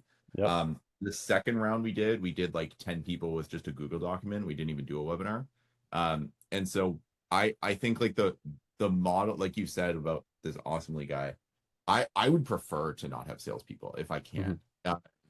I think for the one thing I've heard over and over again is that like offers do fatigue over time, and with the sales team, as like people have said, it's like you have to spend a certain amount of money on ads. I remember my old mentor James Kemp would be like, I talked to a guy that they literally have to spend $100,000 on ads a month, no matter what is happening in the business, just to keep the team. Like, so everything could be completely flat, but because of that, you have to keep a certain spend level and keep the deal or keep the calls rolling in, right? So I think for me, like just on the way I run my coaching business, like I never did any sales calls. I just used Google Docs to close everyone. I think what I don't know. If you're constraint wise, like going for, if you knew like future deals, like what are you looking for then? Like, let's say you want to do that model in the creator, what they have existing, their personality, like what is in a team, like what have you guys kind of learned? You're like, oh, next time it'd kind of be nice if blah, blah, blah. I would say like already experienced selling. I think that's like the biggest thing. So like this guy's done webinars. He's sold so many programs. I've worked with this guy for freaking years, right? So nice. He's almost like he's a close friend of mine in a way. So he's already been presenting. He's already used to that. He likes it.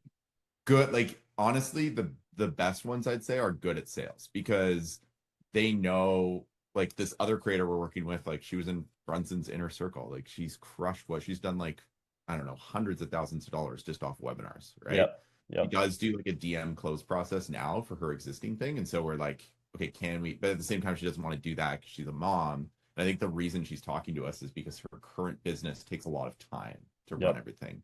And so I see the benefits of both sides. The downfall, obviously, is that without having sales is like you have to like, fuck, dude, I spent so much time building that webinar. Oh my goodness. And there's always it's and then tweak like there's that's why I don't think I don't even want to make the argument of like which one's better because it just depends on the creator, it depends on you. It's all custom, but like both work. Like it's fire. Like why not? Like even right now, like with our model, we do like low ticket, then we have a weekly webinar, and then we book calls on the webinar instead of like doing a direct to cart. But like they get to the call and it's more like an enrollment call. So it's like at that point, it's like, hey, yo, they already know there's a price, this or that. And I've even thought like, okay, worst case, let's say I don't like the sales team and we don't like doing that.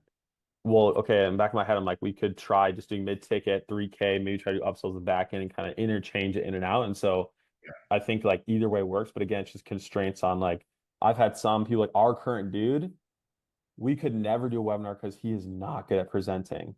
And it's like on the webinars, I have to do the presenting.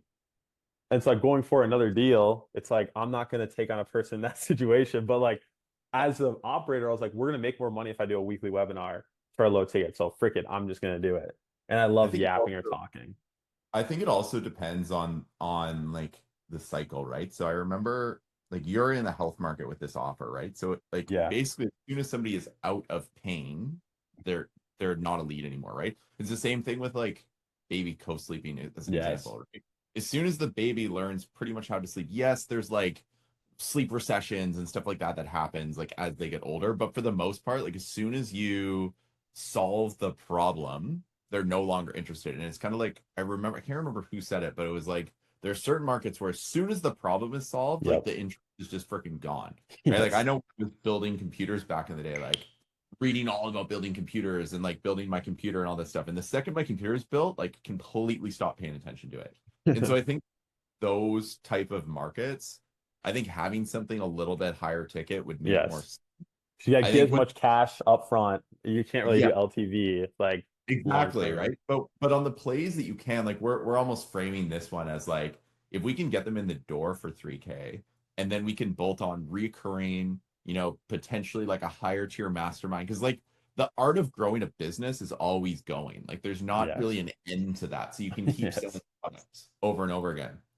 So I think like what we're going to test, like the big thing I want to test with this is a mixture between paid and free, like free webinars and paid workshops. Hmm. Because if we could get people, like that's how I literally used to close clients like crazy, is I just run ads to a free or like a paid $100 workshop and then would close like 5% of people into my program like without a call off the paid offer, because anyone that shows up paid is like already interested. And if you can then deliver value and then just say, hey, this is a piece, but you need the other pieces too, it can just flow really well. So I'm kind of leaning more towards that model for this one.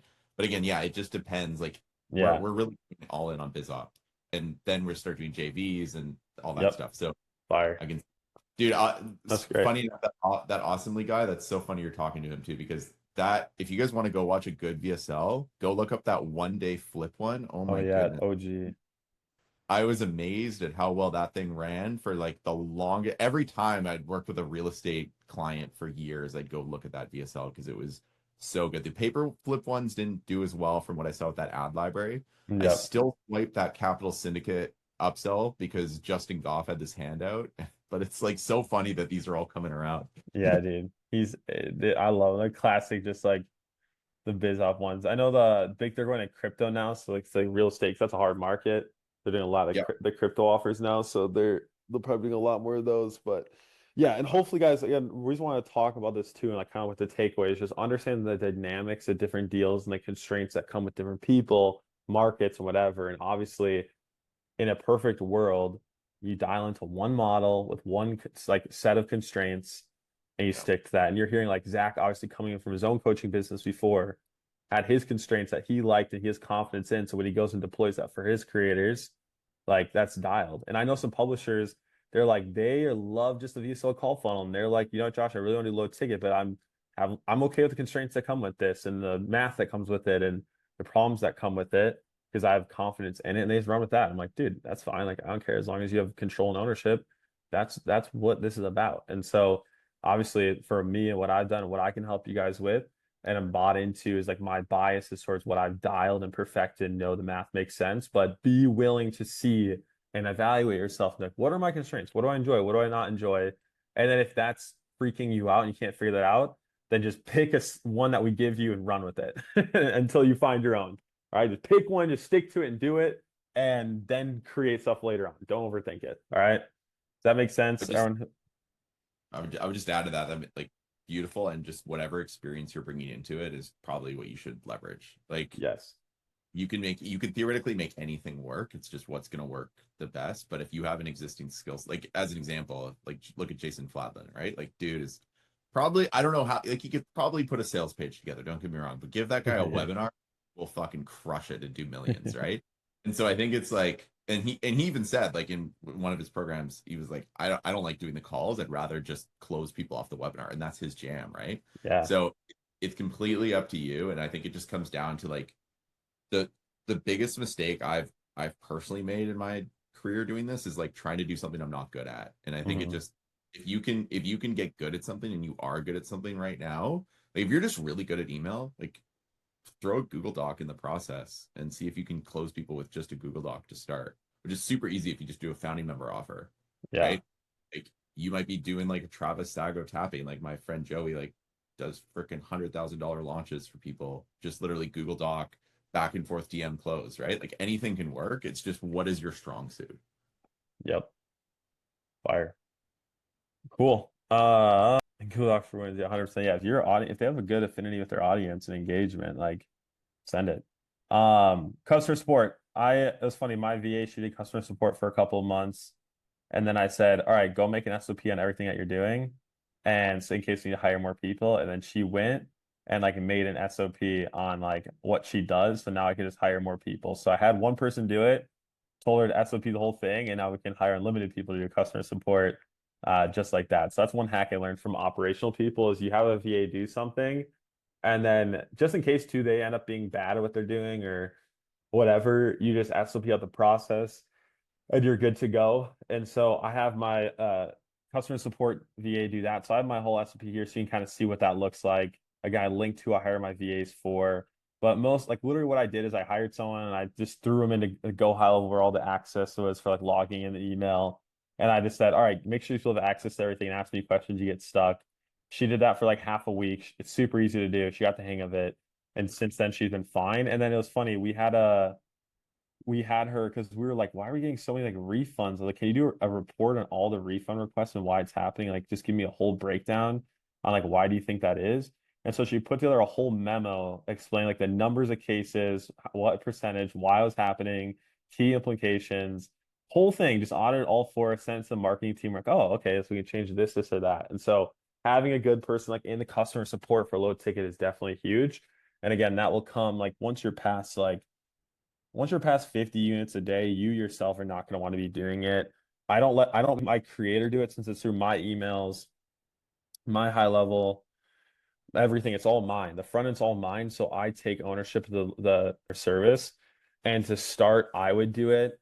Then I had my little sister do it for a bit, and then I hired like a VA to do it full time. So again, this is one of those like level roles where like for me, I was paying 20 hours a week and doing it's 1250 a month for 20 hours a week because she was also my executive assistant, product manager, and she kind of wears a ton of hats. But like Zach said, you could go get someone cheaper to do a role like this. This is not heavy lifting. And I was talking to Doug, who has a low ticket offer. They do a couple thousand units a day, and like he was saying how like the biggest he doesn't do high tickets, so he doesn't have sales reps. So the most like head count is companies in his customer support department. And I was talking to Moves Method. They do a lot of low ticket, and they were like, "Yeah, you will not believe how much customer support is needed when you start doing low ticket. It's like ecom, right? Like people are, I need access, I need refunds. Like it's not like lead magnets. Like people actually want what they purchase. Funny enough. Okay, and then the last system is just the creator relationship and meeting cadence. So early on, I did daily calls with like Monday through Friday with my creator to build momentum and keep them locked in on the project. So we met every single day for like the first month, Monday through Friday, just in the morning for like 15, 30 minutes, pushing things forward, assigning tasks to them and just getting it going. It's really nice so that they don't fade off, disappear, ghost you, and just lose interest, right? Because who knows, they get sidetracked or get afraid, or you never know what could happen. People, if you don't get them locked and are moving, like people don't motivate themselves all the time. So sometimes you have to motivate them as you grow. And then so I would do that with my creator. Then once I had a team, we started at first we had our creator jumping on the call with us still, but us as a marketing team, we would do a stand-up Monday through Friday. So we just turned that into a whole team meeting. And we would get on there, we'd go through all the numbers and like, what do you do in the meeting? Well, I literally just go through each number with it screen shared. I look through every single thing here. If something's off or something's lower than the day before, we try to figure out why that is or come with a hypothesis, decide if it's something we need to fix or not, or maybe it's just a one-off occurrence. And then we get off the call. Sometimes we're talking about projects like, hey, where's the upsell at? Are we almost done with that? Hey, do we need our creator to film anything? And we just talk through like roles, like the assignments for what people need to do. But it is truly just a stand up where we get on. We're like, how much do we spend? How much do we make? How are the numbers looking? And then what products are in the pipeline? Where are they at? The rest just gets handled through Slack. I personally hate doing calls with the team. I think a lot of that can just be handled via texting, voice messages, and Loom videos. But at the start, I do think it's important to have that cadence with them. And then with our creator, now that things are up and going and he's just vibing, I only see him on the calls. He only comes to one call a week now when it's like the call with the sales team. We do a weekly sync with the sales team once a week. And he comes on that call and that's it. He's just chilling. He just kind of does his thing. I talk to him in Slack. We do our thing and we stay in our lanes. So again, it's not like client work where I need to report to him. I don't send him any reports. He doesn't need to know. If your person's like, I want reports, I want to see the number. It's like, bro. I mean, you can if you want to, but that's like kind of a red flag. Like I want someone who just wants to make the money. I want someone who's happy for us to send them checks, get paid, let me do the marketing. So like, I don't talk to my dude a ton. Unless I need ideas. I guess I see him on our webinar we do. So I see him like twice a week. But if I need ideas on a product or market research, but there's a certain point in your deal where you won't really need access to them that much, and the system's just running. And I would say that happens once you're hitting like 75 to 100,000 a month, cash collected. That's when you're like, if you get past like you get to 100K a month or past it consistently, like a couple months in a row, I would say you found your pocket. And then the next leap is going to be more ad spend, potentially more people depending on what's going on, and more people in terms of sales if you're doing the sales team. If you're just in a webinar side of things, it's probably more creative and more ad spend and maybe more upsells in the back end. But once you get to the deal point where you're like, I know it's like the classic number. It's like $100,000 a month, which is so funny. I bet you guys remember when like it was like $10,000 a month, then it was 30, then it was 100, then all of a sudden you have people doing $1 million in a month. So it's like, all right, now it's $1 million a month. Great, that's the next thing. Soon it's gonna be 10 million a month.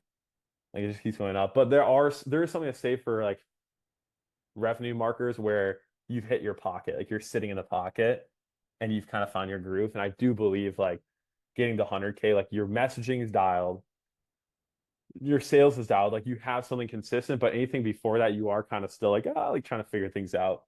So once you get to that, it gets to the point where you're literally just like small tweaks here and there. And you're really just doing split tests that will help and take longer to get results for us. Like we just put in a new VSL. That was a big project. Before that, we weren't really working on anything big. So we were just kind of chilling, looking at the ads, uploading more ads, and the sales team was working. Us as a publishing team, though, we were just kind of chilling. Then we're like, crap, we need to make a change to VSL. So we grind for a day to get a VSL out, and now we're just waiting for data. We'll get the data, and then we'll probably see do we keep it or do something else. So just know like there is a point where the water starts to calm down, and then it gets super rough when you're like split testing something's breaking, then it calms down again. But at the early stage when you're first launching, it's just rough. You're just all over the place. You can just sprinting, hustling. It's fun. It's exciting. You're going to a launch and you're getting this great dopamine when it goes live. Like it's super exciting and like it's super fun. Like I love it. But don't expect it to everything be system and serene and like procedure down early stages. That happens later on. All right. So hopefully it just helps you kind of see the road ahead there. Tech stack. I know some people are wondering about this, so I'll go through this. We just go high level for funnels, forms, emails, CRM, texting, pretty much everything in that regards. I wish we didn't have to, but it has a lot of stuff all in one. In a perfect world, I want to be using ClickFunnels 1.0. All right, I'm just gonna say it. I want ClickFunnels 1.0 back. I love ClickFunnels, bro. But you get rid of it? Yeah, I'm officially off it, bro. Wow. My account's paused. My account's paused for $10 a month. Wow. I can't let go. I can't let go. That's a big leap. It's because like you work with their contracts or team and getting access, like it is super smooth for that and like permissions and yeah, all in one. It's just what people are used to. But like in terms of how I feel opening it up, like until they give an award for me making a certain money on the platform, I'm not gonna care. It's I think that's it. But yeah, I use high level for everything there. We use Stripe for low ticket payment processing and PayPal. Because WAP you can't connect to like Stripe where it's just like you'd have to embed your WAP order form. And then you couldn't do one-click upsells and crap like that. And it's something I'm fighting for it every single day. I'm gonna call WAP. I'm like, guys, like, how do we do this? But the reason they can't is because with like how they do like if payment fails, they try another bank and another bank and another bank. Like they have it set up really well for high approval rates, and that's what they're optimizing for. And why people like using WAP and like things like that. You can't do that like if and like embedding it into high level or not high level, go high level. Oh yeah, high level. Freaking just one click or one click upsell. If it fails or whatever, like to go through multiple banks, that's a whole process they're trying to figure out. But supposedly someday they might get there. So we'll see. But right now I just use Stripe and PayPal. I'm curious to see with Stripe because with low ticket as you scale in the B2C market, people instead of asking for a refund, they dispute. I haven't gotten shut down on Stripe before, but I'm like, dude, we keep going volume. This will be interesting to see. So that's that's the next constraint I'm thinking about is like, all right, our dispute rate is going up. Last month it was like 0.29%. I don't know, like I think over 1% is where it's risky. I think that's when they start looking at you. But then even this month we started to scale volume. Like this month we're at like a 0.81. And I'm like, what the frick happened? So a lot of that, and then people are clicking the button really fast. We'll see. But I use Stripe and PayPal. PayPal, I notice how to hate on PayPal. I've never had my money held. I have a business account, and every single day I withdraw or load to get money from the PayPal. So I just don't risk keeping it in there. So I just withdraw it, move it over, get it out of your account in case that were to happen, but I haven't helped yet. I use WAP for all things high ticket processing. This is also nice too with your partners if you want to set it up this way. Either you can take all the money into your account and then send payout to your creator. If they're risky about that inside of WAP, you can set up a team so you can have people into your team distribution of money. It comes in and it'll put a certain percent towards one team member and another percent towards another team member. So if you want to do it that. Do you integrate WAP with Go High Level? Or how does that work? Or do you send them to like a WAP? It's like a Stripe link. It'd be like a WAP. So we just have like a checkout links, payment links. And the nice thing about WAP that I would like right now is like if you have a bunch of different payment plans, right? Yeah. And you don't want to go create all different links. If you use their AI feature, you can tell them all the different types of like payment plans, monthly, this installment, this or that. You just talk to their AI and it'll create all the payment links for you and then give you like a list of all the links. Sweet. So cool. Because there's like we want a split pay, then this pay, and there's like a million different things. So you can literally create like 50, just crank them all out for you right there. Is it same fees as Stripe or different? When you use like the finance partners, obviously things like that changes, but they say like that they have the lowest fee rate in terms of just general processing, but using like somewhere you split it or somewhere to use global banking, it has like changed, but yeah. I'm trying to get set up on impact payments, I think, for what is that? Ticket. They're like another merchant. I heard them. They were actually those people that presented at Annie's conference. Oh, they integrate with Go High Level. The whole thing about them is that if you're like Deposit is good too. I've heard good things about them, but the thing to know, like payment processors, is if you are just selling digital products on the processor and you're not selling coaching, you will have a much lower rate because your risk factor is way less compared to like if you're taking high tickets. So that's what this guy told me. He's been really good. I just got to set up some banking stuff on my end because Canada sucks. But that's okay. True. Right. But yeah, we have Deposit. I also have used Deposit. We've processed. I did a ton. I think we've only processed, my experience of is up to around like 700,000 we've processed through them total. And then I just like, we hadn't used it since. So I've used it for a good volume. It was nice. And it's my backup. Like if Stripe cooks on me, then I'm just going to go put a deposit in use them. So they're good. I think you have to be in the US though, only. So they only do US. Only US, yeah. I don't know if it's Impact. I don't know what the guy's URL is, but way cheap Stripe on fees, I will say that. And they directly integrate with Go High Level. This one? I'm gonna check if it's that one. Hopefully it doesn't have a competitor. That's yeah, that'd be funny. App.impact, it's impact.com. Yeah, or Impact Payments. Hold on. Shoot, that's tough. Poor guy. Impactpayments.com. Yeah. Okay, sweet. Good. Yeah. They integrate with Go High Level. There's Numini in the back. And Oh yeah, so yep. If you they go into have anything then. as long as you're processing, he said like over 10K per month, like because the like Stripe fucks those things, like these guys won't take the fee as an example for they'll refund your fee for a refund or Without taking a fee on it. yeah, exactly. So they're pretty good. Like they did the math and he's like, oh, you'll save like 3 to 5 grand a year based on what you're doing. Nice. That's great. That's a great find. Google Docs, Google Drive for all scripting, all written stuff. I'm just there. Gyros for tracking, for connecting everything. I think at a certain point, I got to look at the math, but I know like there's make, N8N, and other things too, which I wonder cost-wise we'll have to do because we just have a lot of things running. But right now I use Zapier. We use Typeform for applications, Calendly for the calendar, which I kind of shared before, is Sorry. what was that? I want to why are you using external apps if you have Go High Level? Like, what is there a benefit there? Wait, sorry. Oh, for why we're using Typeform and the Calendly and stuff? Yeah. Just conversion rates, like in terms of what, like Zach Ross and split test across all their accounts, like show up rate, intent, booking rate is much higher when you're with the high ticket sales process using Typeform and Calendly, like just the consumption. Cool. Good to So know. less janky, breaks less. Also, the routing you can do through Typeform. It's like everyone's software is really good at doing like specific things that help with the sales process. So if you choose to go all in house, and you're like saying no to all these customizations that one could do itself. So then the other option is just connecting it all together. So yeah, it's annoying, but it has helped a ton, especially with DQing and Typeform, super easy and seamless to do, and tracking, and then like Calendly, round robin, super good, and booking rate. And we connect this to all our ad accounts, just an AI tool that'll show you like your top ads, all your creative, top hooks, top clicks, do reports on them. So if we need to come with new ad ideas, we'll go into here. We'll talk to its AI assistant, which is connected to my account directly. You could probably build your own version of this too using Meta's API and try to get that set up. But for now, this has a really nice UI. And so this is good for coming with new creatives. So our team will use this for CAPI tracking, and like actually feeding like stuff to the server side is decent enough.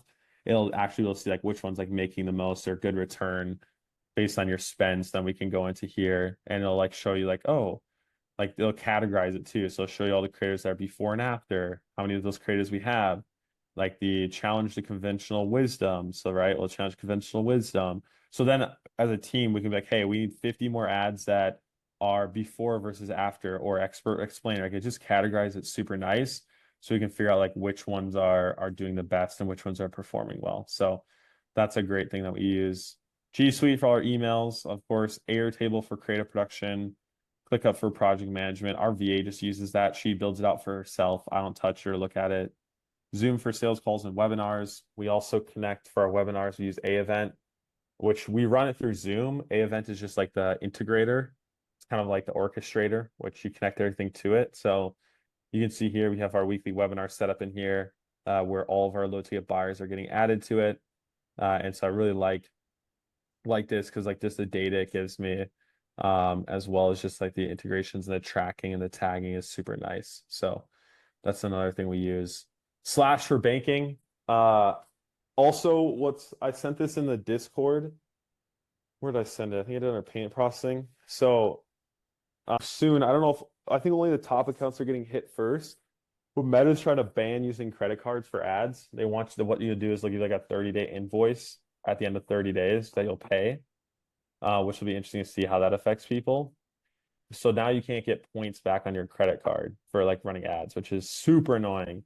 Like that's just really dumb. So a lot of businesses, they were getting a lot of cash back or points back for their ad spend, and so you couldn't before. But Slash Banking, which is the fintech banking I already use, just created a way where you can get 1% back, cash back on Meta invoice payments. So at this point, again, if you like, it's a great reason to use Slash too, even if it's just to pay for your spend. You might as well get 1% back on that. So I use Slash for everything even before that change, and it is incredible the amount of counts you can set up, how fast it is. Man is for all the dashboards and images and websites, and then Claude or copy. That's pretty much it. I'll look over here again. Yeah, Go Out of Motion, WAP, Active Campaign. That's for my personal stuff. Zap, Termly is for like terms and service stuff. I guess that's a good one. for VSLs. I guess I forgot that one. Yeah, we don't use anymore. And then yeah, that's pretty much it. So nothing crazy, pretty chill tech stack, thankfully. And then a lot of the other stuff now I can just build it out inside of Manus. So now I'm trying to build my AI brain so I can just pull from the whole company. I can just have like a one-stop shop for everything. So that's what I'm currently trying to set up and see how expensive it is to run credits on. But yeah, that's a special tech stack. Those are the systems. Now I just want to answer any questions that you guys have too, going deep into these that don't make sense. Again, everything that we do that we have running, I know the best thing for you guys as an implementation is just turning it into the SOP, giving it to you guys or into a scale or putting it into the platform. So all the technical stuff will be handled in there. That's what the skills are for. The SOPs are for, the training are for. It's there when you need it. This again is just to help you see the road ahead, understand the dynamics of every type of deal and situation, and of course, answer your questions here. So if there's anything you're unclear on or are stuck on, let's hit on that now. If you just want to unmute, and then we'll get you guys going to, we're almost a 2 hour mark here, but obviously here as long as you guys need me. I got questions. Okay, so I don't know how much you're comfortable sharing, but like for your current offer, like the back stuff that you're working on, I guess where my question stems from is like the fulfillment side. Because I messaged you, like that's like a legit concern. Because if this guy like is mass capacity, then you can't Just group coaching. When you group coaching, you're not doing. He's not on one-on-one calls. He's not getting on calls that are one-on-one. Even for the one-on-one calls, we just hired other like people to do like hourly people who are also wanted to work and like doing back pain stuff. He found them like where he got trained. He just went back to there and he's recruited people to do that. So is your background, is it like a month-long thing? Is it like a 3-month coaching thing? Because what I was looking into, well, it's like the time period. We say it's 4 months, but it's like once they're done and they're good, right? Once they get out of it, they're fine. So it's like the length doesn't really matter. But we say 4 months. Okay. So you're back in like a 4-month like training or whatever it is, coaching, let's say that. And then okay, I'm trying to think how, because yeah, my biggest thing's like fulfillment. If they can't fucking deliver, who the hell's gonna do? You gotta hire more guys on. Yeah, I mean that's their due diligence thing. Are they down to deliver? Can they? And then if they run to issues, start getting capped, that's where you and them can come up with strategic solutions to do that. Or sometimes you have to help them reframe how they're delivering. Like our dude was doing too much one-on-one, and I was like, bro, they don't need that much. Like, and then he was offering like this weekly call to like the whole group.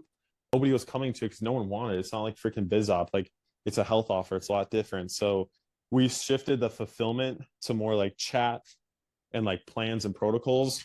People like that way more. So just be strategic with like maybe changing it depending on the situation for them. Got it. Okay. Do you have anything recurring on the back end for yours, or is yours like the 4-month thing and then it's kind of over and that's it? The 4-month thing I can offer, which will go into more general mobility, nutrition, and health to increase our LTV. But right now it's just the 5K offer, which we're going to be raising to 100 and ideally stay 100 by the end of the year. Do people mostly pay in full, or is it payment plans? Bro, we barely have any payment plans. Easy. Yeah, you really try. We don't do like we don't do financing. 1 second. I gotta freaking go out my west now home, so I gotta take it on the go. 1 second.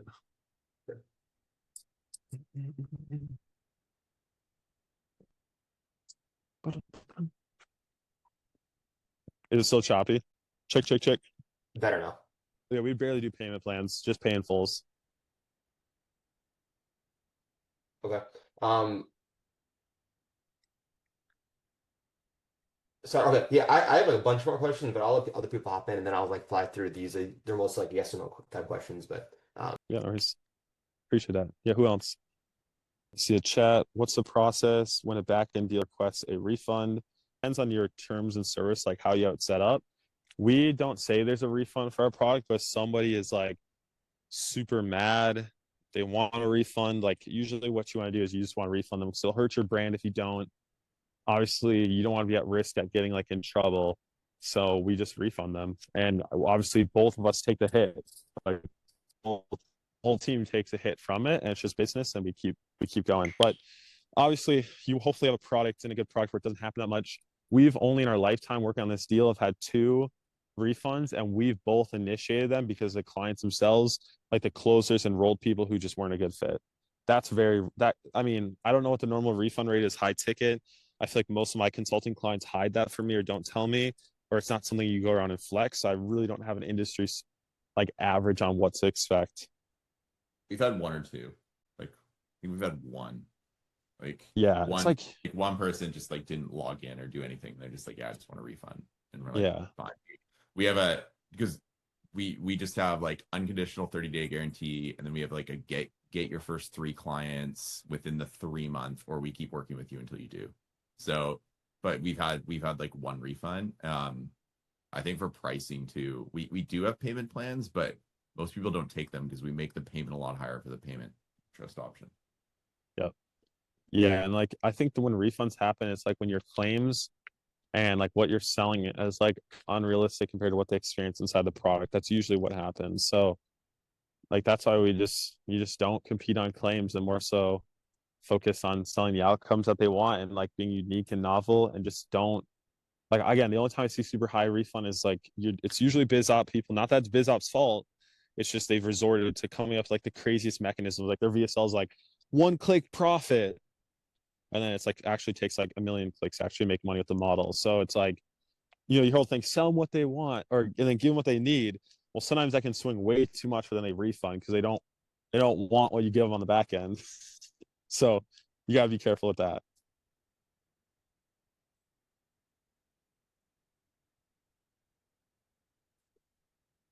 Yeah, you just refund them. I think it's better to refund them. Make sure this is so nice. Just get it out of the way.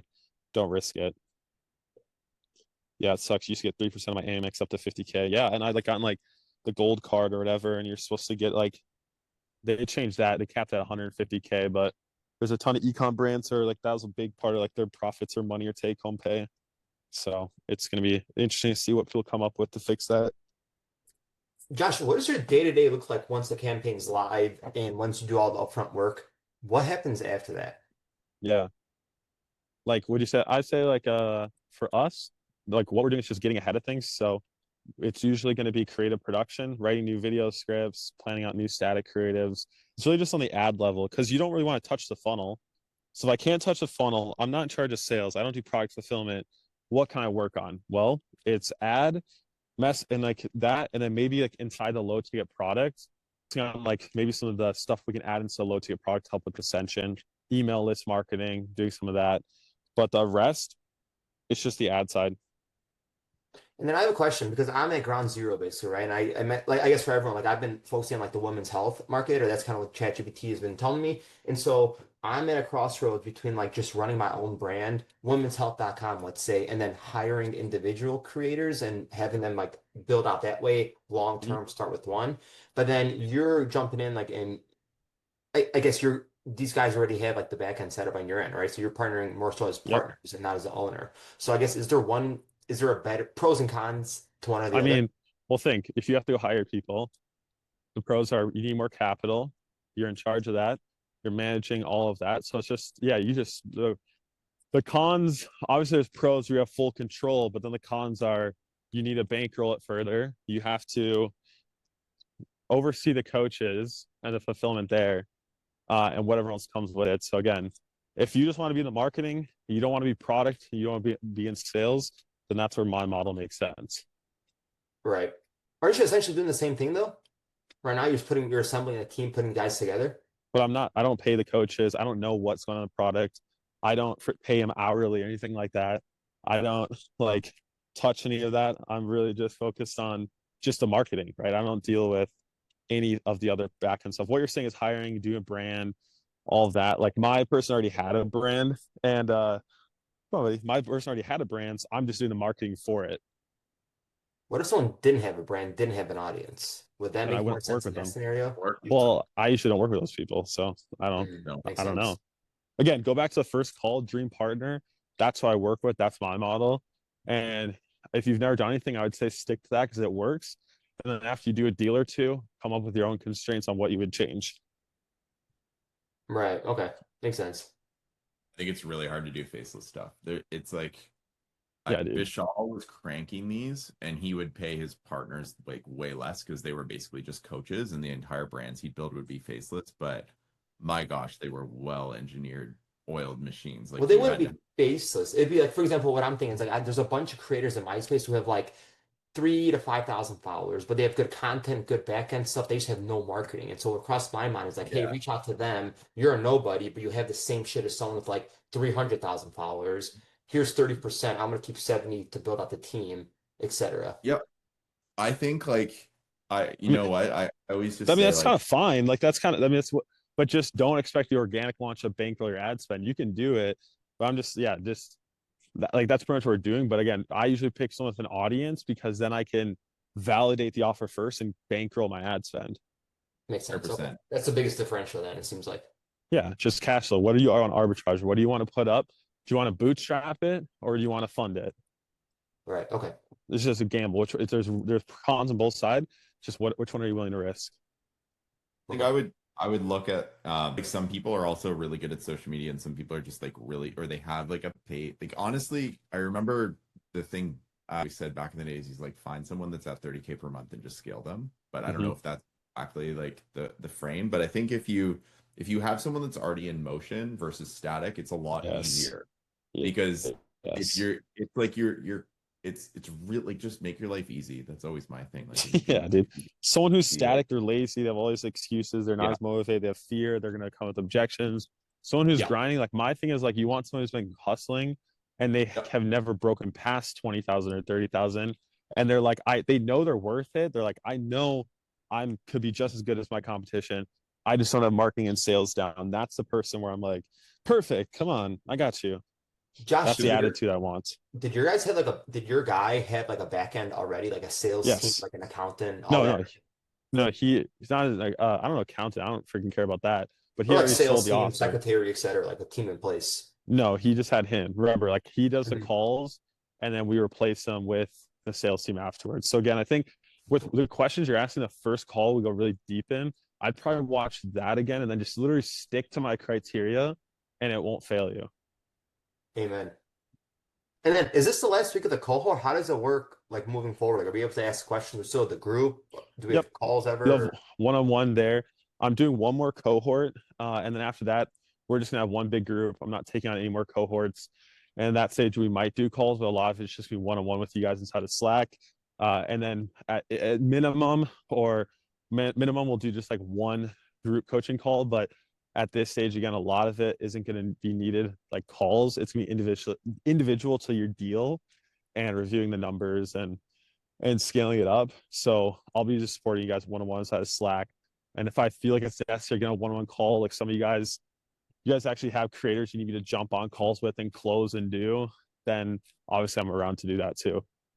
Okay, and then regarding Slack, are we supposed to pay for Slack, or through you, are we supposed to have like the free, or like? I don't know. I think when I add you, if you need, as an external org, sometimes you need Slack Connect. If you don't have that, then I think I can invite you internal. But I just invite you guys as an external org, so it's just through your Slack. Got it. Okay. Sweet. Any other questions related to scaling, side of things, creative production, the actual funnel build, anything like that that's been confusing? You guys are still wondering on? It's great, man. Thank you. Fire. Cool. And yeah, if you guys don't want Slack too, obviously that's the best fast place to respond and work with and do, but just let me know. It's there if you want. If you don't, it's all good. It's your choice. But obviously that's like the best place we can work on your deals and work on deals together, because that's where I do all my internal stuff. But I think, guys, we'll end it here. I'll make sure to put the replay inside of WAP, and then I'll keep updating you guys as we add new systems and skills to it all. There's still some more things I'm having my team SOP out that we're trying to pull in and put in there. But really, for the full bulk of like the marketing build and all of that, like everything's already in there. You literally have everything you need to launch a brand new offer from nothing to something. So you're good there. And then obviously, if you're still looking at that first deal, then that's a focus, and the rest will come when you need it. Well done, Josh. Well done. Sweet. Fire. Let's say funnel template. There's a Figma brain kits are in there. If you go into the skills and say, hey, write me a low tier funnel, write me, it's already training all my templates for your market. So it'll pull and spit out the TSL for you. So it's all in the skill. You just have to ask for it. If you're like, I want examples, what does it look like in its final form? That's what those are in there. Add my favorite low ticket offers that you can look at. And then if that still isn't enough for you, then hit me up and I'll try to figure out why it's not clicking. But literally, like, go to the skill, write me a whole TSL, this offer, boom, done. Like, you want to see, you can go, you can, hey, I want to model it like the AC one, boom, done. If you want to model like a just normal TSL, done. Just ask for it and it'll literally give it to you. And it's already trained on all my templates. Sweet, sweet, sweet. Storm, you got any questions? See, you got your camera on. No, man, like, yeah. We basically asked you all the questions, like, bugging the flag. Yeah. Nah, I love it. I love seeing your Slack messages. Good. You guys are cooking. I love it. Wait, you guys launching an offer soon, right? I feel like, I don't know, you have so many. Yeah. Which ones are is it going live or is it about to go live? Where is it at? It's about to go on live on 6th of April, yeah. 6th of April. Cool. And what type of offer? And you don't have to say the market or anything, but are you just launching the organic ads? Like, where is it at in terms of validation? Like, we've done the validation part, like, validated the audience. So yeah, it's just like Nice. first now we are relying on the waitlist funnel, and then as you know. Let's go. Keep us updated, bro. Love to see you guys are cooking. I gotta keep you from taking on too many deals. That's what I gotta do for you guys to help you guys say no. I mean, every time I ask a question, I'm just gonna say no inside of Slack now. That's my answer. No, that's great. Cool. Any other last things, guys? Anything that's coming to mind? Give us one last thing in terms of vision. If you were starting with, we just finished the cohort, let's say. Yeah. 4-week plan, 3-month plan. We're like partners signed and an offer live within 30 days. Like it's like it takes one with AI. You can have something out to an organic audience within a week, but it's a Google Doc, a basic TSL, AI written thing. So the only thing stopping us or you guys from making money at this point or getting something in the door is somebody that can be the face of something we can sell. So until that stage, I'm obviously like, there's a part where it's like, sure, you don't want to take on a bad partner. You don't want to take on, so it's terrible. So it's like, all right, let's just go and make sure we're getting as many connections, talking to as many people as possible on that. And maybe again, like maybe it is one of like a stepping stone deal. Like I was talking to, and she was saying how like she has a deal where she knows it's more of a stepping stone deal, but she'll still test things, get something live and get money in the door, which is better than nothing. So if you know, and you go into like, okay, this is a stepping stone deal and you're going with that intention and for the purpose of reps, then I think that's fine. Like that's totally cool too. But that's really my goal is like, if I'm starting out at this point from like nothing, it's like, I just need somebody who can be the face of something I can sell to their audience so I can just get something live. And that's what I'm sprinting towards. Oh yeah. Let's do it, guys. That cool. Alrighty, guys. Let me chat one more time. Fire. Yeah, let's go. Yeah, and then I'll send you guys out the updates for the next and going weeks forward. But for now, again, just make sure you finish all the calls. You haven't done that yet. Hit me up on Slack if you need anything. And I will see you guys in the group. And then, yeah, we will be merging and just having a big group for everybody. And then at least doing at a minimum, just one kind of check-in call and update call to all of you guys. And then I'll be working with you guys individually on all your deals and deals we do together. Slack. So I'm around. Like, literally, you guys know my response time. It's fast. If you guys response time is Slack, you know I'm there because I'm just grinding. So if you need something, hit me up on Slack.